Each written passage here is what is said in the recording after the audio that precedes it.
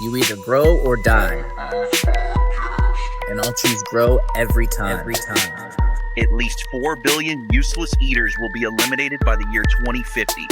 Whenever a truth is heard, there's no going back. You are the main character in the video game of life.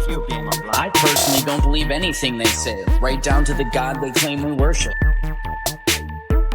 I'm still waiting for somebody to show me gas pressure without a container. None of the math adds up. You could stack up all their math books, all their science books, and even put all their degrees stacked up on top of that, and you still wouldn't be high enough to see the curvature. This is exactly why grounding is so important. It's all dualistic. We see too far. We're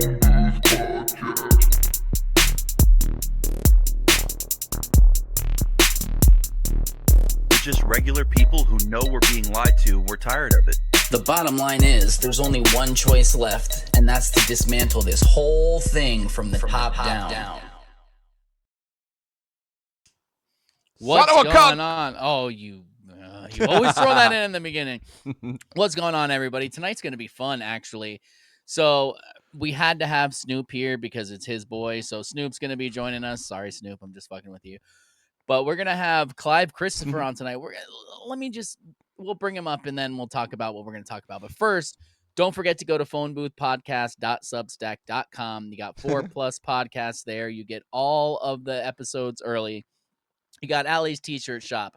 Then you got the Phone Booth podcast. You got the Dualistic podcast. You got the Here's the Thing podcast. You got the Philosopher Thing podcast. And you got the Pick is In podcast after that. There's so many podcasts. You can just cancel your cable and go there and watch it. And it's all free unless you want it early and bonus content. That's all there too. Just go there, look it up. You'll enjoy it. I promise you. All right. And check this one out. In this stream, we found out very interesting things about censorship on Twitter. Yes, check that out. Video coming soon, thanks via Snoop. So I guess first bring up the poop man, Snoop, and we'll talk to him for a second. Hello, so boys. Snoop, why don't you tell us about this guest and how you brought him to us? Because this is probably the most interesting person you'll ever bring to us. So let's hear it. Well, yeah, I met this guy on Facebook, and we briefly spoke a little bit. He told me he was a photographer at the time. And I said, "Oh, that's cool. I'll save you in here, because sometimes we need photographers. Me and El Poopy were shooting some stuff back in the day. This is a couple years ago. And then, lo and behold, I find out he makes these crazy documentaries about aliens uncovered. And I'm like, holy shit, this guy does what? And so then I was like, well, shit, he'd be a perfect guest to have on the cast. So I damn right. talked to him. And his name's Clive Christopher. So all right, let's bring him up. Bring him up. Vince. Yeah. What up, Clive? What's going on, everybody? man? What's up, Clive? Vince with his buttons. That's the biggest round of applause anyone's ever gotten coming in.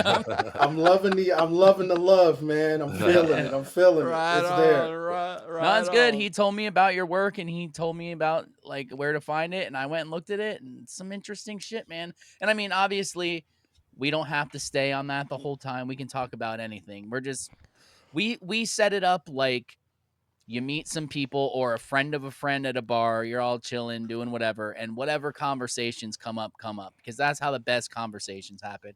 If you try to keep it too scripted, but I do want to give you a chance to push what you've done and talk about that because I think it's awesome. And I think we'll differ on some things, but I think we'll agree on 90% of things, and that's what makes it good. So, man, I'm here first tell for it, people thank you.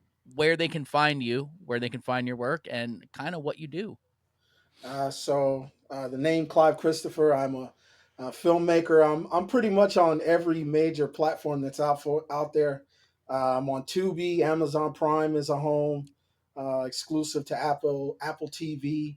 I shot with. I was on Investigation Alien with George Knapp, and George Knapp, Vegas boy.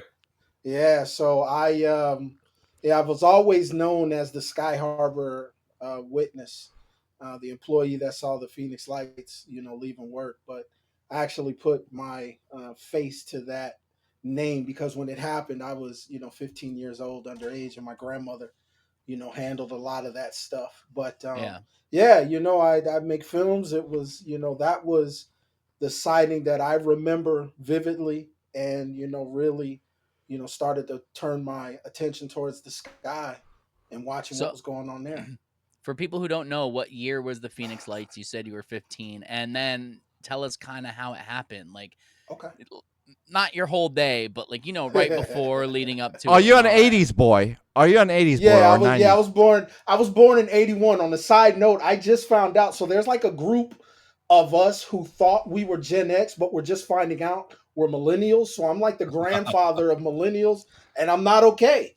Yeah. I'm not okay because I found out I'm actually a millennial. I talked a lot of shit about But them, so it's Clive, like That happened to me too because I'm 82, and I was like, I'm a millennial? What? bro. No. I'm the only true Gen Xer Right? here. Oh man, it's tough, man. I just found this out about maybe like a year or two ago, and I'm still not okay. I'm so used to saying Gen X, but But Go Clive, ahead, you go know ahead. why I'm asking? Because we've been encountering a lot of '80s people. Like we're all '80s. I'm 84. He's 82. Snoop is 80 or something. 80. And now you're 81. And we Yeah, keep yeah. encountering '80s people. I don't know what's going on with that. Like us '80s people, we seem to be on this. Like It's we the seem frequency, to be. man. Yeah. Yeah, Must be it. something. It gotta be. there's a lot of theories that I could really like sit back and kind of push on that, but when you look at our generation, we were it's our time to really push those stories and everything and experiences that we've learned and went through, because we're the last generation that we truly lived. We were there before the digital age. We Yeah. Yes, I that's what tell we always people say. I Yeah. tell people we invented text messages. When we had beepers and we Oh would send yeah. like 304, or we would spell out "I love you." Like Yeah. we created that. We were the innovators of that. So it's our time, and really, we're leading that movement to become the elders and what we call the old folks. You know what I'm saying? Like Because next we're in line, dude. between, right? Yeah, we We're won't be in referred between. to Yeah. as boomers. We'll be the Yeah. knowledgeable ones that know the past I mean, world. we literally know what it's like to go outside and be told, "Don't come home till the street lights come on." Yeah. And Yes. I tell my kids that, and they're like, "Wait, what do you mean?" What? Yo, I live in Phoenix, where imagine half of the buildings and structures didn't exist, Yeah. and we got to ride the bike. The canal was like that was like the highway, man, because as long as you had a bike and you had two tires, and you were good, dude. You know what I'm saying? So, I Yeah. mean, all the exploring we did. Clive, don't you miss that world? Like, Yeah, that- dude. right? I mean, and thank goodness Super I'm in soakers. film. Yeah. Oh my god, man! Don't you miss like, Blockbuster? Come on. Yeah. Everybody misses Blockbuster, man. that time that's an era that just like It can it's almost never like be we can replicated. grab it and It's like a and dream, pull it though. back. Now. Yeah, it happened Now it's so like a dream. fast. Because like Yeah. when we look at it, it was Blockbuster, Redbox, Netflix, Tubi, and that wasn't just that long ago. I mean, when you think about it, like we were going into Blockbuster buying, food on the weekends and stuff like that. Friday night pizza. We didn't feel like cooking. Go get some Blockbuster, and it's like a dream. Like what happened? What Clive, happened? when do you think the shift from the old world happened to the new one, the one that we're in right now? When do you think the transition happened? Like, do you have a year where you guess? Like, Yeah, I do. Where... So, I have a period. I would say from like 2015 to 2020. There was, and to speak of that, it was that, what's the word I'm looking for? We would go out and interact, and like Blockbuster was a big part of that. Going to the malls, as you all know, was a big part of that. Yeah. That was a part of our makeup. It made us tough. It made us weak, but at the same time, like it made us who we are today. And that was really like the last element of taking that human interaction of having to really wait in lines anymore. And, talking with people like where I come from, you talk to the people in front of you, behind you. You know what I'm saying? Like that's just what it was. And that's gone now. So now we do a lot of our movie and content watching online. So to be specific, I Yeah. worked. I had a subcontracting gig for the Fox to Disney merger that happened at the end of 2017, and that lasted all the way through to 2019. And their goal plan was the death of cable. And I remember sitting there like, how the hell are you going to do that? That's advertising. And this is really Yeah. when I first heard of Tubi, and we were watching Tubi, and learning these different devices, Apple TV, and all this stuff that was coming out. And they had this plan, and Yeah. one of the plans, part of it was to pull their channels. The second one was to acquire Tubi. That's why we learned about it, because it was already built for advertising. And then the third one was a data migration. And I didn't understand the data migration until 2020 happened. And once 2020 happened, um, that that kind of was an eye opener to me. You know what I mean? Just seeing Fuck everything that yeah. happened. So Fuck um, yeah, man. when you look at what we watch and how we view programming, you can look at the history of filmmaking, and we evolve with that. It's kind of why I got into filmmaking, because like the 90s was the movie theater era, where you would go Yep. to the movie theaters. We went and saw all the movies in the 90s. The 80s was, Yes. special effects, you know what I'm saying? Blood and gore, and, Yeah. Night of the Living Dead, and we were showing zombies and stuff. And then, when you got into like the 2000s, that was the DVD and the Blu-ray era, right? Yeah. Yeah. A lot of great Blu-ray DVD movies were made during that era. And then after that, what happened? We went into the Redbox era, which it was cool, but it was like a competitor to Blockbuster, and we kind of went with it because we were watching movies. It was convenient, because Yeah. you can go to That's Redbox where at they Circle started K. kicking that in. Yeah, The it was, fucking convenience. it was the Dude, convenience, and then right it's after that, streaming. And we're in that streaming era, fellas. Look at us now. Yeah. Here we are on the podcast, just producing yes. our own stuff. It's no longer in the hands of that. They've kind of expanded that growth, but they're letting people like myself, like you, go out there and say, "Hey, look, this is somebody." You know what I'm saying? Let's bring them in and see what we could do. So it's really, like I said, it's our time. It's perfect timing for us to move forward. And they're not dumb. You know what I'm saying? They think ahead of time when it Yeah. comes to They- this. So What's they're crazy is I remember when Netflix first started, and it was, you would put in for a video to be sent to your house, and they would yeah, deliver it to you. And I was like, this is never going to last. Netflix, come on. Let's go to Blockbuster. It's all there. And there's something to be said about, so when you would go into a Blockbuster back then, you didn't go in. I mean, sometimes you would be like, I'm going to get this movie because I know it comes out today and I want to see it. But even when you did that, you would wander around and you would grab a movie you probably never would have grabbed otherwise, because you were in there looking around, doing it while you're, oh, that line's long, I'm going to look around a little bit. Like, shit like that happened. It's not like that now. Well, I guess now you're just like, boop, Yeah. boop, boop, just Instant clicking through access. Netflix. But I literally was like, this shit's not going to last. Netflix is never going to last. This is garbage. And now look where we are. yeah. But One thing to Mhm. really look at that's cool about this is streaming has killed the bootlegging industry, because you look at what's one that just came out, Him, for example. Him, that just came out in the theaters.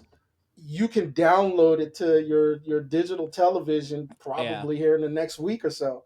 You know what Yeah, I so you're mean? not going So to go buy some asshole that filmed it with a camera and exactly, you're hearing coughing and stuff. exactly, But when exactly. everything is So so easily accessible, it loses something. Like you can't anticipate. Like, I want to see this movie. Like, everything comes too quickly. It's too easy. It's That too... even goes back to like, since we're all 80s babies, we remember when you would wait, you'd like have your boombox set up with record and pause, and you'd be waiting for your favorite song to come on the radio and be like, oh, there, and you'd always miss the first 5 seconds, but it didn't matter. It was so worth it.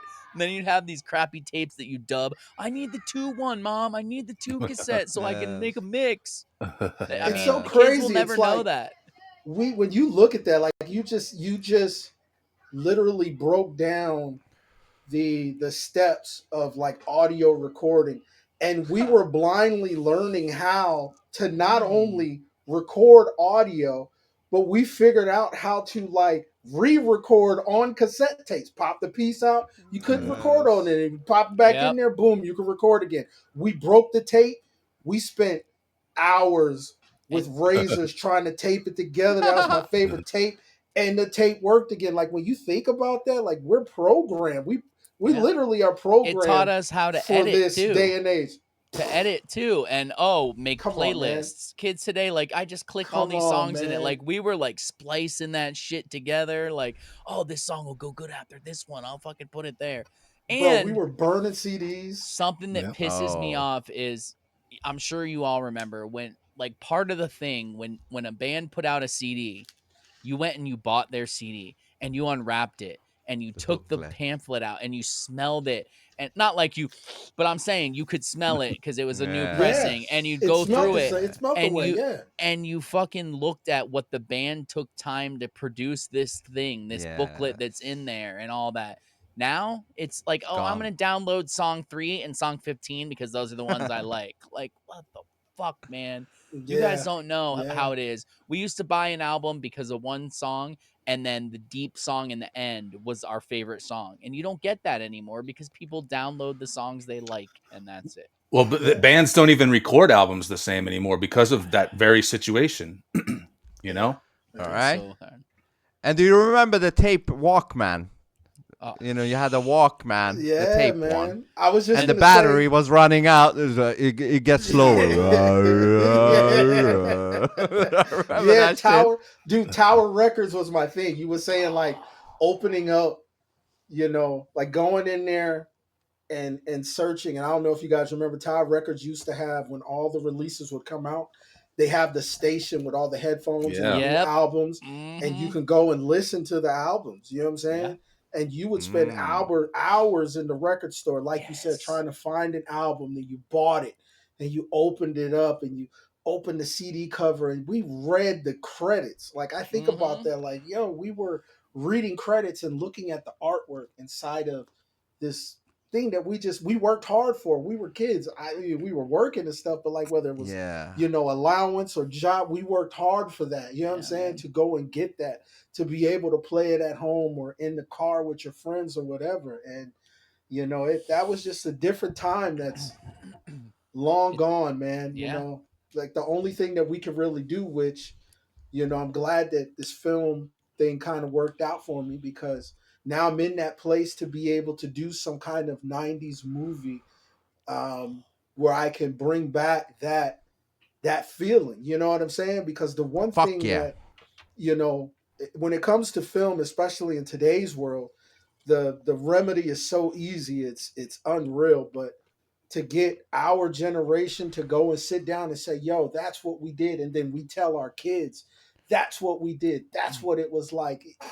That would be so easy, man, to actually do. So I'm glad I'm in the position that I'm in now to, you know, make something like that for us 80s babies, you know. Clive, So go ahead. No, Vince. You've been trying to talk for a while. Sorry. No. I just want to say this is exciting because with Clive, we can also talk about films and how films has become way worse than back in the day. We can talk about how music impacted some films. Like, you know, one of my favorite films is Scarface. I think the acting is great, the story is great, the music fits. Like, everything is like. He's clicking. A composer, so music is. Yeah, I'm a music composer. Okay. Yeah, I can do orchestral shit, you know, just like what they do in the movies. And how important the music part is to convey the right emotions to the scene. You know what I mean? Do you know what I mean? Like, putting now. If Hell you yeah. put a sad song right now to our speech, it will affect a little bit So, our Yep. speech.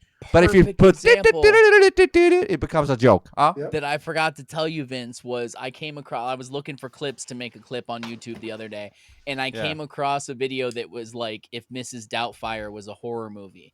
And all it did was like change the kind of the music of it and the like do stuff. And I was like, this could be a trailer for a horror movie. It's Yes. exact. It changes everything when you Yeah. change the music. And everything. it's a golden thing to know about. Like if you truly know what music to put, or sometimes not even putting music. Sometimes the absence for a little while, the absence of music can do an effect, and then you add the right music to the next scene.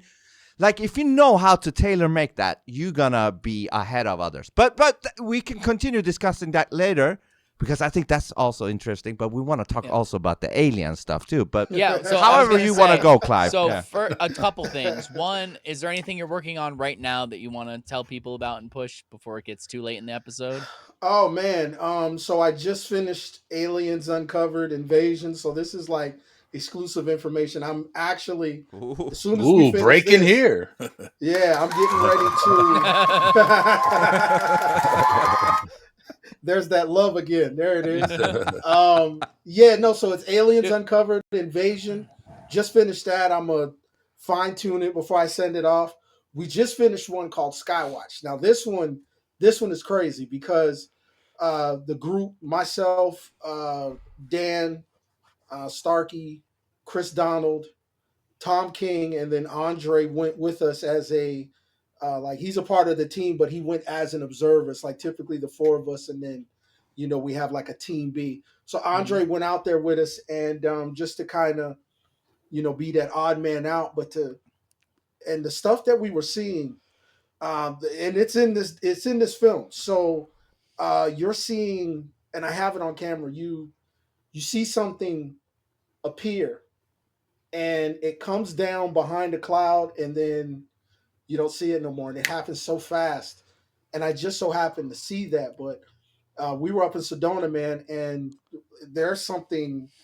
The Sedona is real. Whatever, I thought it was a lot of hype. You know what I mean? But Yeah. especially with the cameras that we got, like there were things It's a happening portal. that we couldn't see. There's portal Clive, areas. before for we sure. continue, Yeah.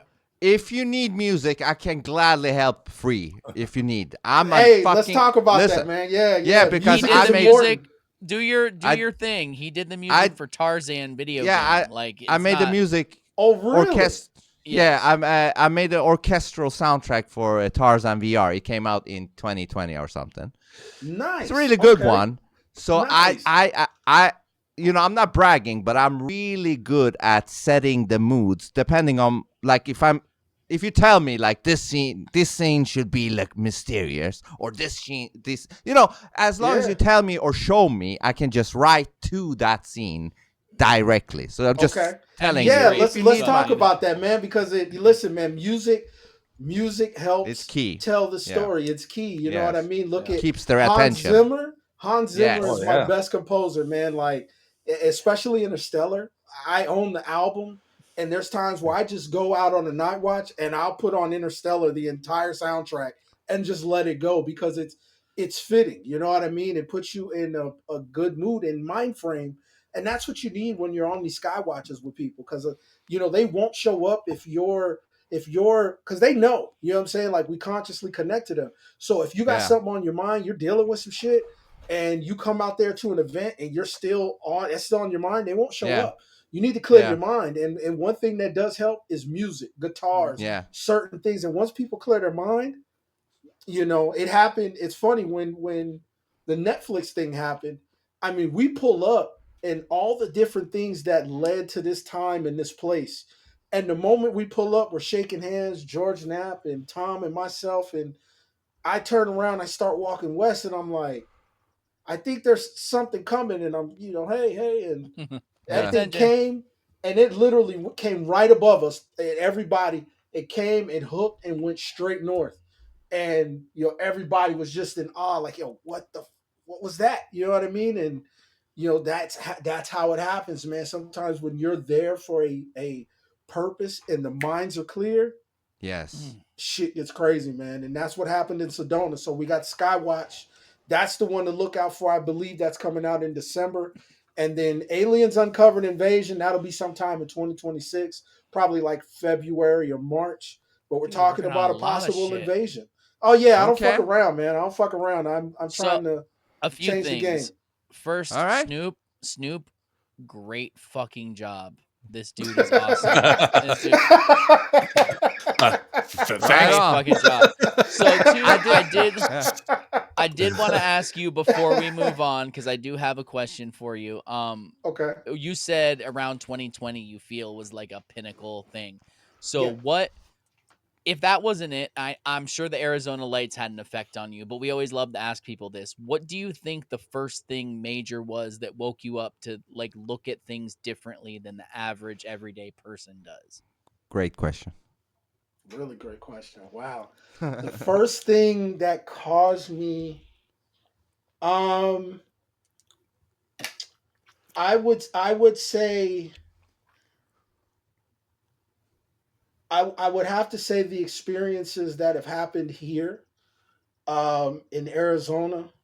Um, there are just certain things that have happened in my life that one, I've always had a connection here. Even when I moved away, it was like I felt like my life was being drained, like I needed to be here. But there were just, even outside of the Phoenix Lights, there were just certain things that it's almost like have you ever thought of a song and then like it comes on the radio, Yeah. All the right? time. Shit like that happens Right. to me all the time. So it like that's the best way to describe it. So you just Like noticed naturally that things like the yeah, pull to Arizona, the things coming up. So you notice that things aren't coincidental. Something's yeah. there. Something. Like Yeah. there's something That's there's actually one of the most creative answers I've heard yet of just I noticed shit was different because of this. Like usually someone it's like 9/11 or COVID or this or that, but yeah, it was just yeah. like, nah, just regular shit, man. That's awesome. I like Like that. I'll tell you what my experience. Like I started a business in 2013.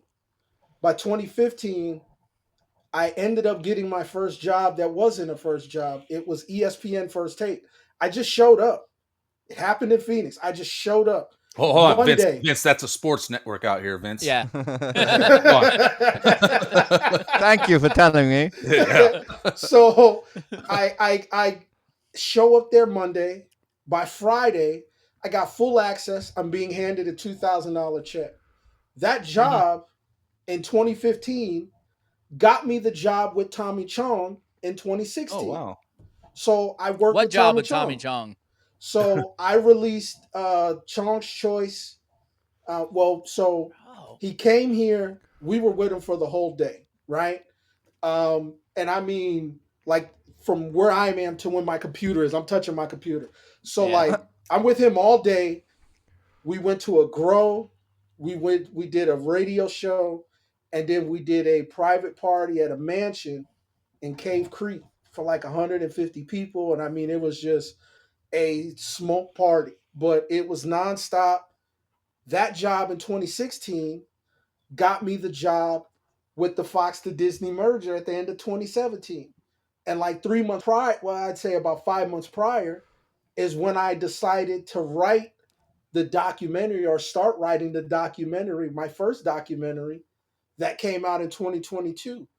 So, what I'm getting at is like with manifestation and Yes. believing in yourself and really doubling down on who the fuck you are and taking that shit seriously, you know what I'm saying? Yeah. Like discipline and hard work and fuck all that ego shit. You got to get rid of all that stuff because Oh. if you got a real purpose, you know what I'm saying? Like there's that love again. Dude, it's because you're saying shit we say all the Yeah. time, and I know that you've Agreed. never heard us say it. You're just saying it naturally, and that's Yeah, fucking yeah. awesome. That's what Yeah, it is, put man. the You gotta egos aside and work put the together. ego aside, work together. And like, look at me. I'm a fucking 6'1", 280-pound black dude talking about UFOs. Where did that come from? I've never You seen can't that fake before. You I've can't never fake seen that. that. You cannot fake I that. didn't want to bring it up, but I've never Right? seen it. So, Dude, it was funny. George Knapp was like, "Yeah, you don't see a lot of black people." And I'm like, "Bro, like, but here I am." You know what I'm saying? And you got to really believe, and so all of that stuff, wanting to be the stars just lined up perfectly, man. And even down to when I left that job, the manager told me, he was like, "They're gonna call you in 3 months. They're gonna offer you the same position." He told me to decline the offer and go put my film out. And this is from the Fox to Disney merger, man. Mm-hmm. So like when so I did you say have to like sell your soul to do that? no, actually, I'm it's I'm just fucking with you. no, like I get, but I invested my own, like I sold my car. You know what I'm saying? Like I Yeah. went That's to better go than get your soul. Like, dude, they Yeah, I can't. sold my Not car. Yeah, that's everybody it. who works. Not everyone who works for them can be on the But inside. You know what I mean? Yeah. to point out, Exactly. his car was a Kia Soul though, so Oh, that I changes everything now. changes everything, right? Like I sold my car. I went to some friends and You said, "Hey, believed in look, yourself. exactly." They saw how, and I got a history. You know what I'm saying? Like I used to hustle back in the day, so I got friends that know the type of work I put in, and when they seen how serious I was about it, it's like, Yeah. okay, Clive, here's this. you won't believe me, but when you were cutting out and tried to figure out your technological stuff, when you were out, I said, this guy, I can just see on his face He that there's did. something good. There's something good in his face. I can't explain what it is. I get that a lot, man. You know what I mean? Like It's- sometimes you can just sense I don't know. You can sense it. Things were going wrong, and you still had a smile on your face, and you were so good. That's all it takes, basically, because people are so quick to get bummed and let Right. their spirits get down about stuff. Oh man, it's just fuck. And you were just like, oh man, we'll figure it out. Like, Yes. Yeah, that's I mean, it, man. like I said, I've been through the OBS trial and error, so I know Yeah. there's going to be some problems. If something goes smooth from start to finish, I worry. Yeah, what You the know fuck, what I man? mean? Yeah, what the fuck? Hold on, that Clive, was you perfect? Nah. Clive, you should have seen our stream the other day. What was it? oh man, Yesterday or whatever the Monday, fuck it was. 2 days Monday. ago. 2 days Monday. ago. It was catastrophic. All of our sounds were fucked up. Everything was fucked We up. jumped over to a different streaming service on a free thing and just went Restream, yeah. live and went with it anyway. And we were just like, But you know it what was a came great out of that? stream. We realized that Twitter censors words individually. Like I can't say They dick censor and- balls. The word balls. Yeah. Won't You let you say cannot balls. type the word balls into a Twitter post in a live chat. It won't display it. And we got it all in this video right here on our Substack. Right here. It's a 30-minute stream that we just did. Showing in real time how Twitter censors us all. But anyways, Yeah. I just wanted to say that. So Yeah. I have 2 questions for you. Okay. Short Only answer 2. though. Yeah. Well, no, I have multiple, but 2 right now. One, are you a believer in Christ, God, whatever you want to call it? Okay. Yes. It doesn't matter to me either way. It will just gauge my next question.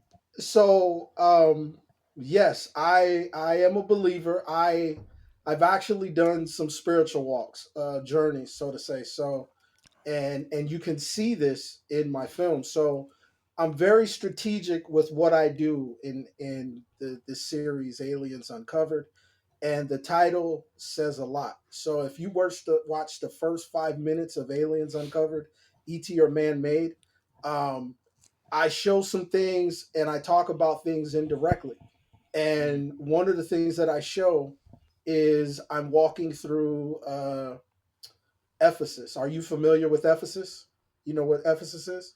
Actually, I don't. it's very odd. I've never heard that in my entire life. You Please heard it? explain if you All want. about You've it. heard it. You just it's gonna click here in just a second. So Okay. Ephesus is the city that belonged to the Ephesians. So you know the book of Ephesians in the Bible, right? So the Yes. Ephesians have their own book in the Bible because they were very important people. Most of the apostles were Ephesian. Jesus's favorite apostle was John. He was Ephesian. So I went there to um, one. I went to the Church of Ephesus. I wanted to write there. I was in college at the time, so I wrote a paper. I actually was able to leave, was recognized as graduate level work, but I wrote a paper on Ephesus, the Celsus Library, and the Temple of Hadrian. And so anyway, because John wrote most of his writings in the Church of Ephesus, which is also the Temple of Artemis, which is one of the seven wonders of the ancient world. So um, I mapped out the perimeter. It's a part of the walk, spiritual journey. I mapped out the perimeter and I paced the entire perimeter. As I was writing and documenting. So that way, at some point while I was there, I was in the same spot where John wrote a lot of his writings. Probably 316 is where he wrote inside the Church of Ephesus. But also, um, he's the one that wrote Revelation, and the Church of Ephesus is also in one of the seven churches in Revelation. So, in hindsight, yes, I am a believer in Christ. I've seen some things in the Vatican that most people won't be able to see. I went underground and stuff like that. So, Wow. yeah, I Whoa. took some pictures while I was there. I wasn't supposed to, and But I did. those are in like the first. Yeah, I am. Those are in like the first 5 minutes of my first documentary, ET or Man Made, and that pretty much shows what my opinion and thought process is on all of this big picture stuff. It's an ancient story, like So Tucker, that's like that was my second question I wanted to ask you, kind of leads into it. What do you okay, think they are? I know. I, So this is where I was saying me and you may differ on things. Like, okay, I totally believe everything you're seeing is real and all of that, but we may differ on what they are. So what do you think these things are that you're seeing? okay. So when most people ask me, do I believe in aliens? I ask them, show me a picture of what you believe or think an alien is. 9 times out of 10, they're going to show me a gray figure, black eyes, Yeah. kind of almondy Yeah. head, or green black eyes. Yep. And I tell them those don't come from outer space. Those come from the subterranean levels. I think they are the cursed humans and the evolution of cursed humans over time into the present day. I grew up in Arizona. I was born in Philly. I moved here in '85. I'm around the Spanish community. I'm around the Native community. So we grew up knowing about the Gingy. We grew up knowing about the Duende. We grew up knowing about skinwalkers. Um, Oh, Demons, if you wow. will, in American culture. Some yes. sort of demons. Yes. Go ahead. So when you get technical with the names, demons are voidless, right? So this is hence why they want to take over bodies and vessels, and Yes. Or AI. people. Yeah, that it. That's a conversation we could kind of like go into Yeah, we'll because get it. into later. Finish this, but yeah, I'll Yeah, write it like down. because how it works. If a demon can possess a robot, because Oh. demons can possess humans. Yeah. So demons possessing robots, well, then now they would take over the cars, they take over the planes. So Oh, if I yeah. had to put an educated guess behind that, I don't think that's happened, but I do think that there are fallen entities who have infiltrated the government, who are trying to get back to the heavens, using technology and feeding us information. So I do think that is a theory. But yeah, a lot of this stuff is coming from, what's going to scare people is it says it in the Bible. The Nephilim exist. And if we use the That's it. Nephilim, That's it. Go um, ahead, bro. That's it. That's the where I was term going. of Go it, ahead. the term of it encompasses everything. It's not just the fallen angels. It's the giants that lived afterwards. It's the evolution of humans. They were all part of the abomination. They were forced underground because of the flooding and everything like that. And I think the term Nephilim encompasses all of them, everything that was cursed at that time, except for Noah. And the cool thing about Arizona, you go up to the Grand Canyon, hike down about a quarter mile into the Grand Canyon, and you can see evidence of a flood that happened or traces back to the days of Noah. So Yep. it's an ancient story. It's it's just somehow we forgot about it. That's my opinion on it. I need to ask you, Clive, though. You got to ask, Okay. but then I got to bring it back around. But Yeah, yes, yeah, go yeah. ahead. First of all, I want to say, do you remember The Visitors? The series. They're aliens The coming. melody. So the aliens coming.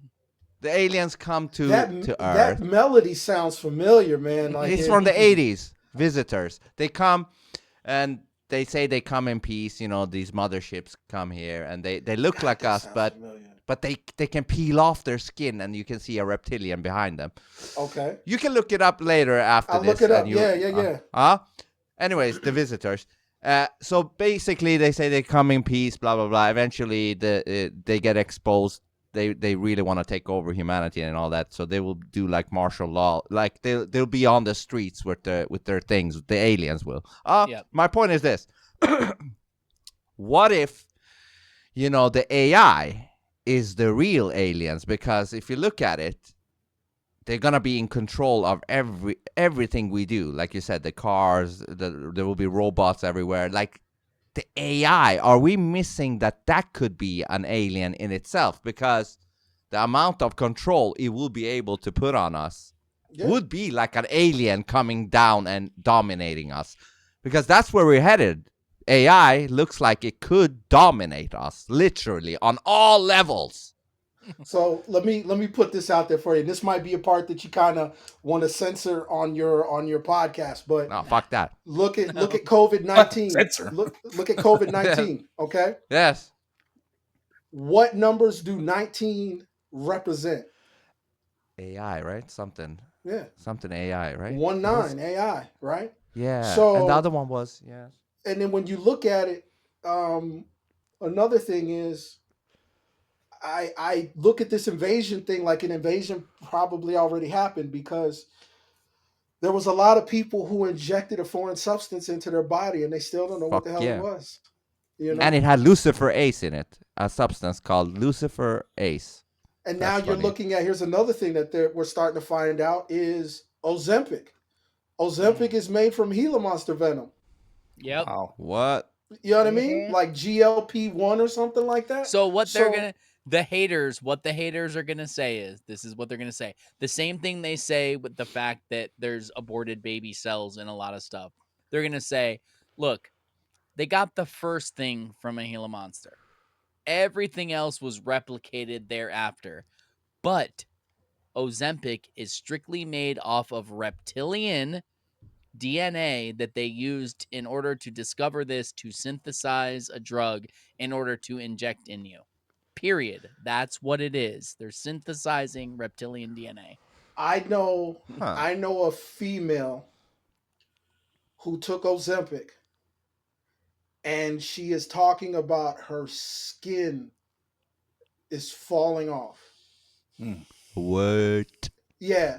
And it's like, what do you mean called? falling Molting? off? Is that what they call it? Is she That's a shedding bird. skin? Bingo. She's shedding skin. Yeah. Whoa. Imagine seeing that in the side effects. May shed skin.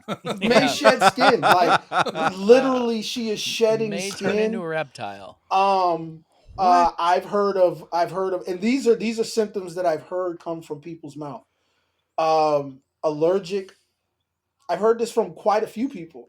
Not necessarily allergic to sun, but the sun now has some sort of effect on them to where it damages the skin. Yeah. Vampires. So What you bring that up. I don't know if you guys watched American Horror Story, the one with the aliens and the vampire story. And I've watched quite a few of them, but I'm not sure about that one. So there's one where they have this vampire and aliens thing, and it's all into one season. It's a real mind fuck.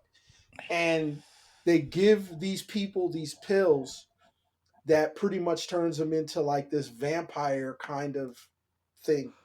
And man, this Ozempic, man, and here's the crazy part about it is, in Arizona, Gila monsters. So if I encounter a Gila monster, I'm not even supposed to go around it. if that thing bites me, because they know they don't bother you. So if it bites me, they know I bothered it, which is they're on the endangered species list. So how are they getting this venom? And then I could get fined and go to jail and all this shit. This is something I've learned as a kid living in Arizona. So how are they getting this? But I'm not. I think You Gila know. monsters are like specific to this area. You know what I mean? If I can remember correctly. But where are they getting it from? Clive, can I ask you about this skin shedding? Is it just like dry hair that you no, not a dry hair, dry skin that you just do like this, or is it like peeling off? You know, Oh, like when you I burn so your skin. When you burn your skin, sometimes you can peel off a little bit. Is it like that, or how is it? Do you know? I If you don't know, know. I didn't uh, see it, but yeah, but you I okay? mean, if I had to, the way it sounded to me, it almost sounded like a chemical process. Mm-hmm. Like it was something that they mentioned that didn't happen prior to taking, this, but Mm. before pre-Ozempic didn't happen. Now they're And taking it and their skin is peeling or do you shedding think they or can, coming if off. they stop taking Ozempic, would that stop as well, or is that like a Ooh, permanent thing now? okay. So now that's a really good question because you're talking about um, what's the word where we cross genetics, but is that Ah, is that recessive gene that could come in and repair, has it now come over and become dominant on the entire structure, the DNA code itself, or is it fixing something? Now we're talking about like real life Spider-Man. What was the doctor in Spider-Man? The reptile doctor that formed, what was his name? Venom was it? Not No, not Venom. Venom. I know what you're talking about, He but I can't turned, he remember. did it, and oh my god. I can't think of the doctor's name, but he did it yeah. to repair his arm. And because the reptiles they were able to grow their tails back and stuff Yeah. like that. But if you can remap a genetic sequence, does that take over the full host? We don't know. You know what I'm saying? But we're in that day and time right now. I mean, people are talking about seeing reptilians and stuff like that. Have they been doing it? Because now it's being introduced to the public.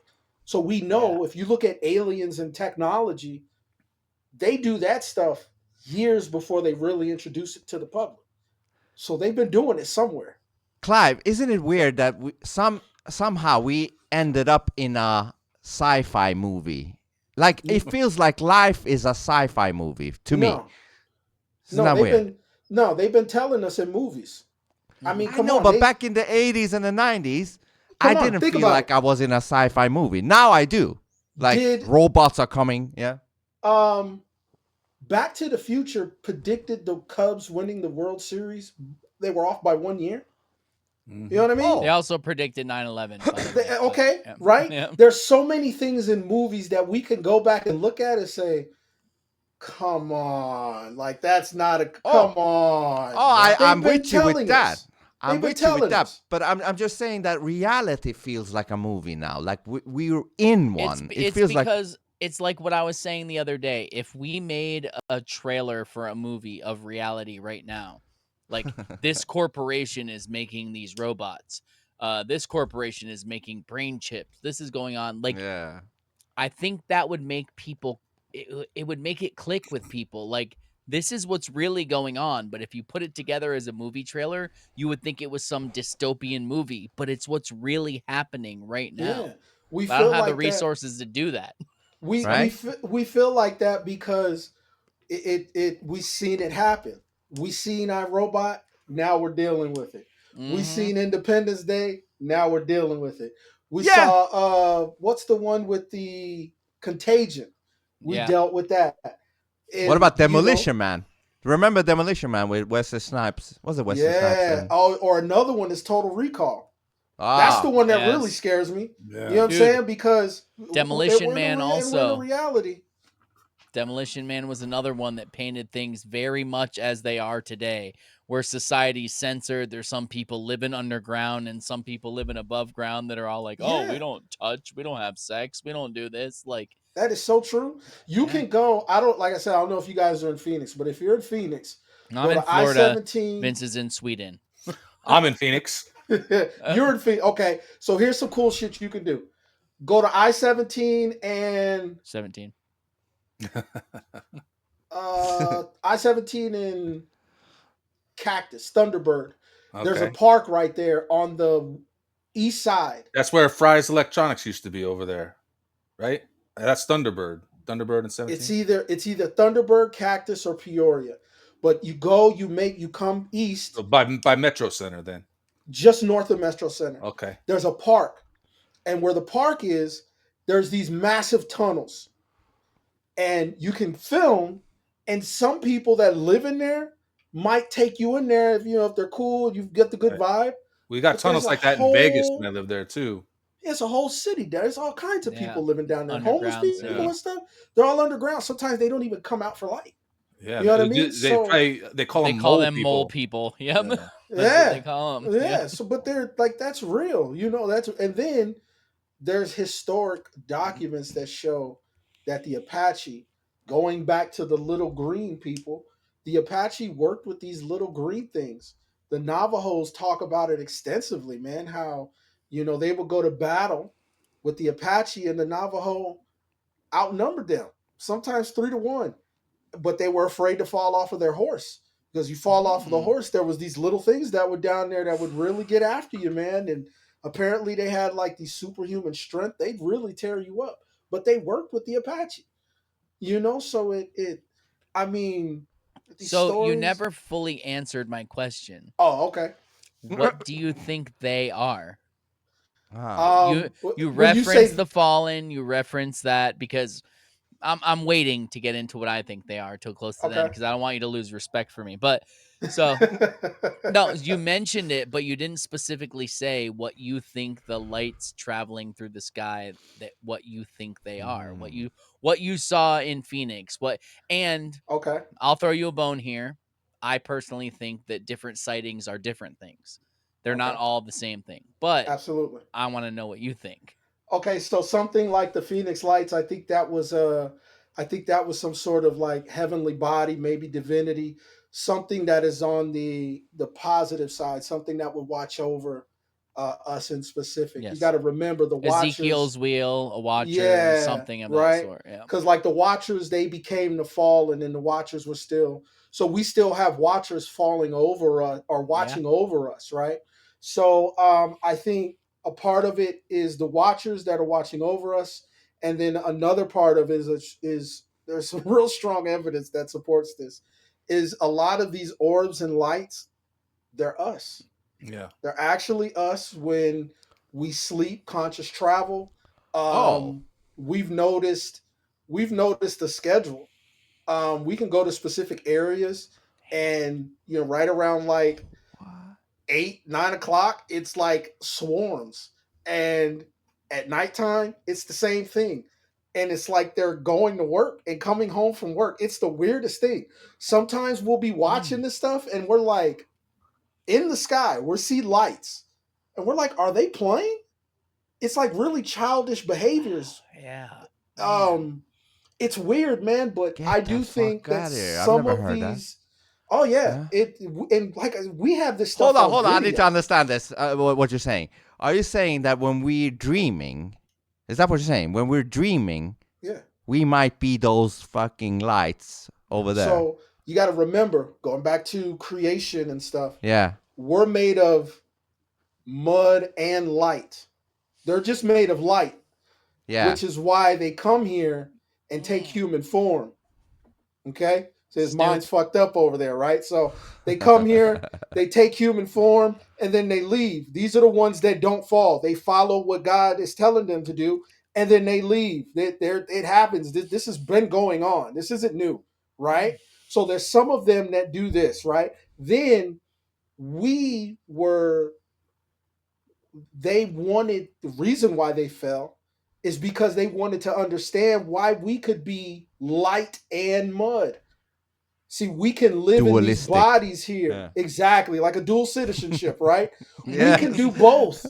So Like- we could go to the heavens and fly around and That's why a lot of the times people don't realize this. When you have, like, you say people like sleeping and they're like, I was falling and I just woke up. Yeah, you were actually returning. You know what I'm saying? Like, you don't Mhm. realize that. But a lot of abduction, oh my God, I was in the spaceship and I was doing this. As a conscious body, you can transcend man-made objects. So you fly through pain. So sometimes you may be sitting in your house and you're like, you see a flash, you're like, what the hell? Just no, that was Mm. somebody that was actually doing that. Or a Yes. lot of us, we had dreams, reoccurring dreams, where we're doing something, and then next thing you know, we're flying, and then you don't remember anything after that, and then all of a sudden you're falling and you Yes. wake back up. So I think that these orbs are us. A lot of these orbs Mm. are us. Some people talk about astral projection. Um, the Mm. light conscious body. I think all of Dude. that is So where a we are at. story real quick that you might think is interesting. So I I know this dude. He's semi homeless, whatever. I give him work sometimes, help him out, all this stuff. And one day I was talking to him, like, his mind is fucking great because he's 70 something years old. He's been around through all of it. Like, I can bounce ideas off him and shit. And I'm like talking about astral projection with him. And he's like, oh, yeah, me and my brother used to do that when we were kids, but we just called it flying. Mhm. Like, they would just lay in their rooms. Okay, you want to go together? And they would literally Yeah, project together and fly to places and see them. And then he has stories of places they flew and then went there in real life that they had never seen. And it was exactly what they thought. And like, yep, it's fucking insane, man, yeah, because they have us in this jar, like this tiny fucking place where we don't know what we're capable of. And if we did know, we could do so much more. And we're yeah, not doing it because we're going a 9 to 5 job, having to pay our bills and worrying about our electric bill and our rent and our light bill and all. And it's not how we're supposed to live. And I think if we were unplugged from this, we would see way more of our potential. Way yeah, more. absolutely. When you look at, um, because once again, we're all of the same age range, so there's lots of talks of the Gateway program now. I Yep. think that was some form of they were investigating, they were digging in, seeing who's special, who's not. Yep. Mm. But yeah, I mean, there our generation. Like I keep going back to it, man. We were unplugged. After us, there's nobody will be able to talk about what we experienced unless we give it to our kids, and we're not. You Yeah. know what I mean? It's different times. Can't tell them to go out, come back when the street lights come home. CPS will be at your door. You know what I mean? Yeah. But it Yeah. makes you wonder why that is now. Mm. Why wasn't CPS at the doors then, but they are now? There was something different. You know what I'm saying? It's the same thing. It's just different now. For whatever reason, you can't spank your kids no more. But back then, if the neighbor saw you in the store acting up, you got your ass whooped. You know what I'm Yeah. saying? Yeah. So Yeah. there's these different things, man, where it's like, I don't feel like it's an improvement either. And I don't agree with mm, beating children, but yeah, yeah, yeah, yeah, yeah, yeah. Yeah, every but you once in a have to. while they need a little Discipline pop to versus know. beating. You know Yeah, what I mean? exactly. Yes, two Like We they were different need a little things. pop disciplined. to know. And it Yeah, usually hell takes yeah, once, and then after that it's just the fear of it again. But dude. Right? they cut all that out. They don't want you to be able to discipline and teach your children. They want the system to Yeah. discipline and teach your There you Yes. go. children Yeah, because they're not going to. They're going to tell your kid, "Oh, you think you're a cat? Let's put a litter box in the bathroom." That's what yeah. they're going to do. It's And absolutely insane. so this is why, to spin off of that, they also want to give you the medication, because I think the medication separates the light from the mud, which then allows these Yes. demon entities to come in. Headbang right there. And Yes. then you got school shootings. You have, dude, I had a mind fuck. Like when I talk and interview women, it's always a mind fuck. But I was talking to this chick, bro, and she goes, I tell her, like I'm talking to you guys, I'm like, hey, I think it's good and bad, evil versus whatever. And she's like, Mm. I hear what you're saying, but I think it's a little bit different than that. I think it's much more simple. She goes, you and I, we show love to somebody. We might pay their bill. We might put gas in their car. We might cook dinner for her. We might buy flowers. We show love to see people smile or whatever. She goes, they show love completely backwards. And when you look at love and pronounce it backwards, it's the correct way to pronounce evil. So the way that they show love is by killing and hurting and destroying. I literally thought about that yesterday when I saw the peace deal between US and Hamas, and then you heard about hours later they went out there and shot up a crowd full of people. Yeah. And I was like, "Oh shit, they're happy." That's how they celebrate. They don't know anything else. They don't know a true form of love being give the hug or some shit like that. It's a celebration. And then what are you guys mad about? This is, we're supposed to be. And when she said that, it was like a mind fuck. Like, oh my God. Like, I thought about the school shootings and everything that was going on. Yeah. It was just something that made me think completely different about it. But, Yeah, Clive, I think you got the love wrong. You meant live is evil, right? Evil. Well, if you look at Latin derivative, A, E, O, and U, evil, the way you right, because Okay. eyes are ease. You know what I'm Yeah. saying? When you look at, because American English isn't it. It's not it. Nah. But if you go anywhere else, and you look at how evil is pronounced, it's EVOL. You know what I mean? Well, So since you explain it, because otherwise people would be like, "What do you mean? It's live that is the opposite of evil. It's not love." Pronunciation. Yeah, Yes, pronunciation. So yes. when she broke that down, I was just like, damn, like that's it's interesting. But overall, I think the big picture is, I think we were always important. That we were the ones that they fell for. God created us because he kind of realized that the light beings, like there was more to everything than them. And they were, I don't know if it was jealous or what, but they wanted to mingle with us. They wanted to, we were the cool kids. And I'm starting to understand why, because this place called Earth, I mean, it's beautiful. It's a beautiful place that we live on, dude. If you've ever been up north to the Grand Canyon or seen the sunset, like it's a beautiful place we got here, so I have to do it now. I have to. I Go can't ahead. leave this untouched now. I agree with every single thing you have said up to this point. So let me just let you in on a secret. Okay. I'm a flat earther. You call that a secret? I don't believe. Okay. I don't believe we live on a globe at Okay. all. Okay. I agree with everything you have said up to this point, that the things Okay. we're seeing are fallen or man-made or our projection and all that. And I have many reasons for it. But we don't have to get into the nitty-gritty of it. But well, I love the flat earth debate, because I could debate both, but I also, like, I got a telescope in the other room, right? Yeah. And I can run it power for 24 hours, 48 hours. And I've done it in the past. So this telescope allows me to track 3 objects. So I can track the sun, I can track Jupiter, and then I could track Pluto or Neptune, right? Okay. And I could track them as they dip under the horizon, and then they come back up. And then I could do another set, clusters or, whatever. And, maybe point it to the north and do the same thing. And what I've determined is each time they came out with a full circle, right? So if you're looking at a circle on a flat dimensional space, circle on a 2-dimensional space, it's a 2-dimensional space. Most flat earth maps are a circle on a 2-dimensional space. Yeah. We are beings of the 3rd dimension. Mm-hmm. Are we not 3-dimensional creatures? Right? Skin? Yes. Are we not? Okay. We have 2D depth perception. We can't see in the 3rd dimension.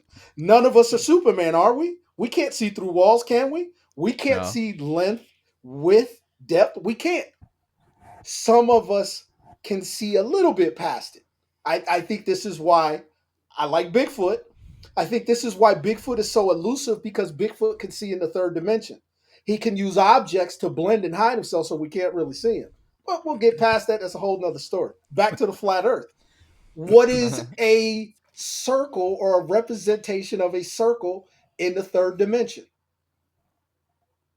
A sphere. There you go. Okay, There you go. that's all fine and dandy. but But let's just go through this for a minute. I guess we'll go the Okay. easy route. Okay. So since I know you believe in God and you're clearly versed on the Bible and some things, have you read Enoch? Yes. Yes, I'll give you a quickie. I think the book of Enoch was left out of the Bible because the book of Enoch shows an extremely forgiving God. It I think that's does. why. It does, but it also shows a lot of other stuff. So let's go beyond the Bible. Let's just talk about like one thing. The reason I brought it up is because of all the things I asked you, I never heard you once say, I believe they're aliens coming from space. No, they're not. Okay. So do you believe that space is real? Yeah. So how do you okay, let's go to the basics. How do you have a pressurized atmosphere adjacent to a vacuum of space? Uh-oh. Well, I mean, if you want to look at the perfect positioning of this planet versus the sun and any other planets, it's perfect. It's placed perfectly. And if that design is placed perfectly, there are going to be certain things that we just cannot explain. We believe oxygen and we breathe it, yet we can't fucking see it. You know what I mean? But for some reason, this planet is in the perfect position in things and places that, in a place that we really can't explain it. There are just some things, like I said, I can debate flat Earth, and I can also go against it. There are some things that, once again, when you look at the flat Earth, there are some things that make sense. I'll give you a prime example. You guys look at the rocket launches, Yeah. and you say, well, why does the rocket curve and then it falls? And my response is, well, how do we get on the traffic on the highway? Do we just drive right into the traffic? No, we don't, do we? How do we? We merge into the traffic. So it's like there's just certain things that we kind of overlook. There is a blue ice glass. This is why there's certain times when they launch, because you can either break through it or it doesn't exist. I've But never it's heard someone no. tie the firmament into the globe. I like that though. I like So it. because it's you can look it up. It's in the mesosphere. And what happens is this is the coldest part of the layers of the different spheres. I'm drawing some blanks here, but I know it's the mesosphere, and I believe it's called Dude, the Ames I don't program. expect you to be a scientist. I'm not trying to get I'm not trying to get a gotcha. I can see that you have an open mind and I just want to talk about it. That's all. So like what happens is like meteors or asteroids, whatever, it comes in, and when they see this specific area, it freezes it and it turns blue. And they have actually, you can see it sometimes with cameras, but people have actually seen the stuff falling and captured it. And it's literally blue. It looks like glass that doesn't melt. So there is some sort of firmament there. A little off the subject. Do you know how many fallen angels there were? 200, and well, they say it was about 200, and there's exactly 190 impact craters around the world. I've done my research on this, man. So to sit there and be like, hey, this is what I think it is, you got to have that evidence to back it up. Okay, you know so what let I'm me saying? ask you this. You believe space is real. Do you believe that we landed on the moon? No. Okay. Do you believe that there's a rover on Mars right now?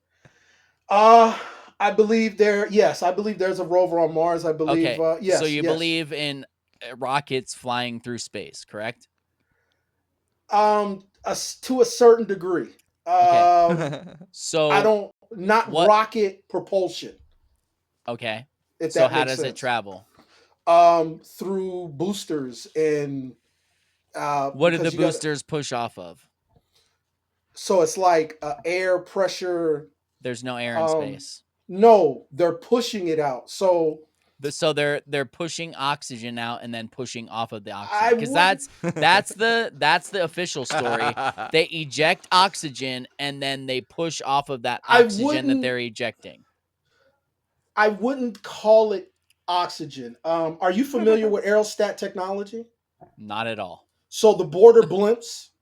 Oh So if you yes, yeah. okay, so border blimps, how they work, they they're like propellers are really weird. Their propellers rotate and turn to get the kind of positioning that they want to get. But they're You know, still once pushing off air. they're pushing off of, they're releasing something that allows it to kind of do this. So it's a, if we want to look at it, we could say a different kind of propulsion. Okay, let's take a different approach. Okay. The sun happens to be 400 times further and 400 times larger than the moon. But I know your answer will be, well, that's how God made it. You think that's a complete coincidence? Well, the That sun they is happen to look the same size, but it's only because the sun is 400 times larger and 400 times further away. It just so so happens. two things. The moon isn't really that big, and the sun is much smaller than what it looks like. Um, I've done astrophotography. So the Yeah. reason why I say space is real is because in 2015 I photographed all of the planets in the solar system. But I've also done. Traveling stars, you mean, right? Wandering stars, like it says in the Bible. I mean, Doesn't call them planets, it calls them wandering stars. So like, here's another thing that's in Dude, the I Bible. like It you. That's says, the only reason I'm bringing this it up. Please says don't feel like I'm attacking you, no, because it's no, not that at all. it's a good conversation, right? Like, so one thing about the Bible, flat earthers like to reference the four corners, Corners. Yeah, right, I mean, the that's four, interesting. I don't right? reference it, And but it's also, interesting. Clive, everything under the sun. Nothing new under the sun. How can you be under the sun if there is no up, down, left, right in space, Now, right? the thing that gets me about the Bible is, so God created a light for the day and a light for the night. Two lights. Dualistic. Not one light reflecting off of a rock. He created the sun before he created he created the earth before he created the sun. So if that's the case, what was the earth revolving around before the sun was created?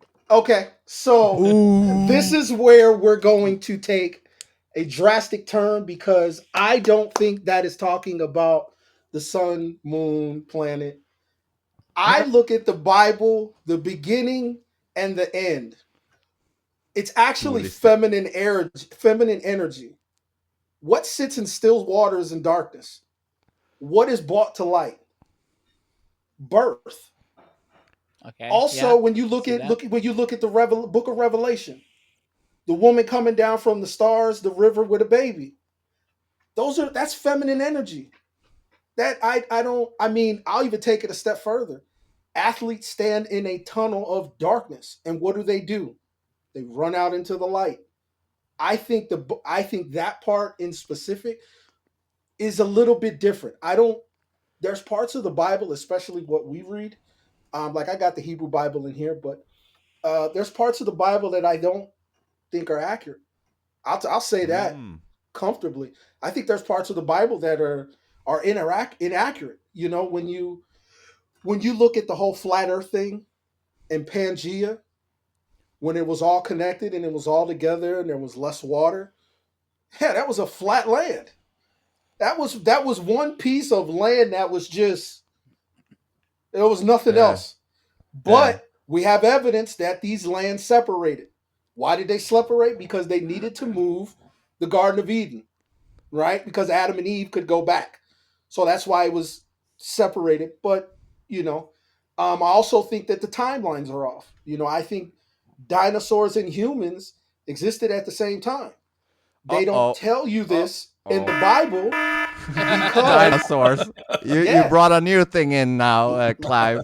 So look, Dinosaurs. the book of Enoch, it says that the fallen angels sinned against not only humans, but the birds, the bees, and the reptiles. Does it not say Yes, that? it does Okay. say that. Okay. Fair enough. Okay, so now let's look at saber-tooth tigers, woolly mammoths, whales, So you're giant saying anacondas. Nephilim screwed animals and made. Absolutely.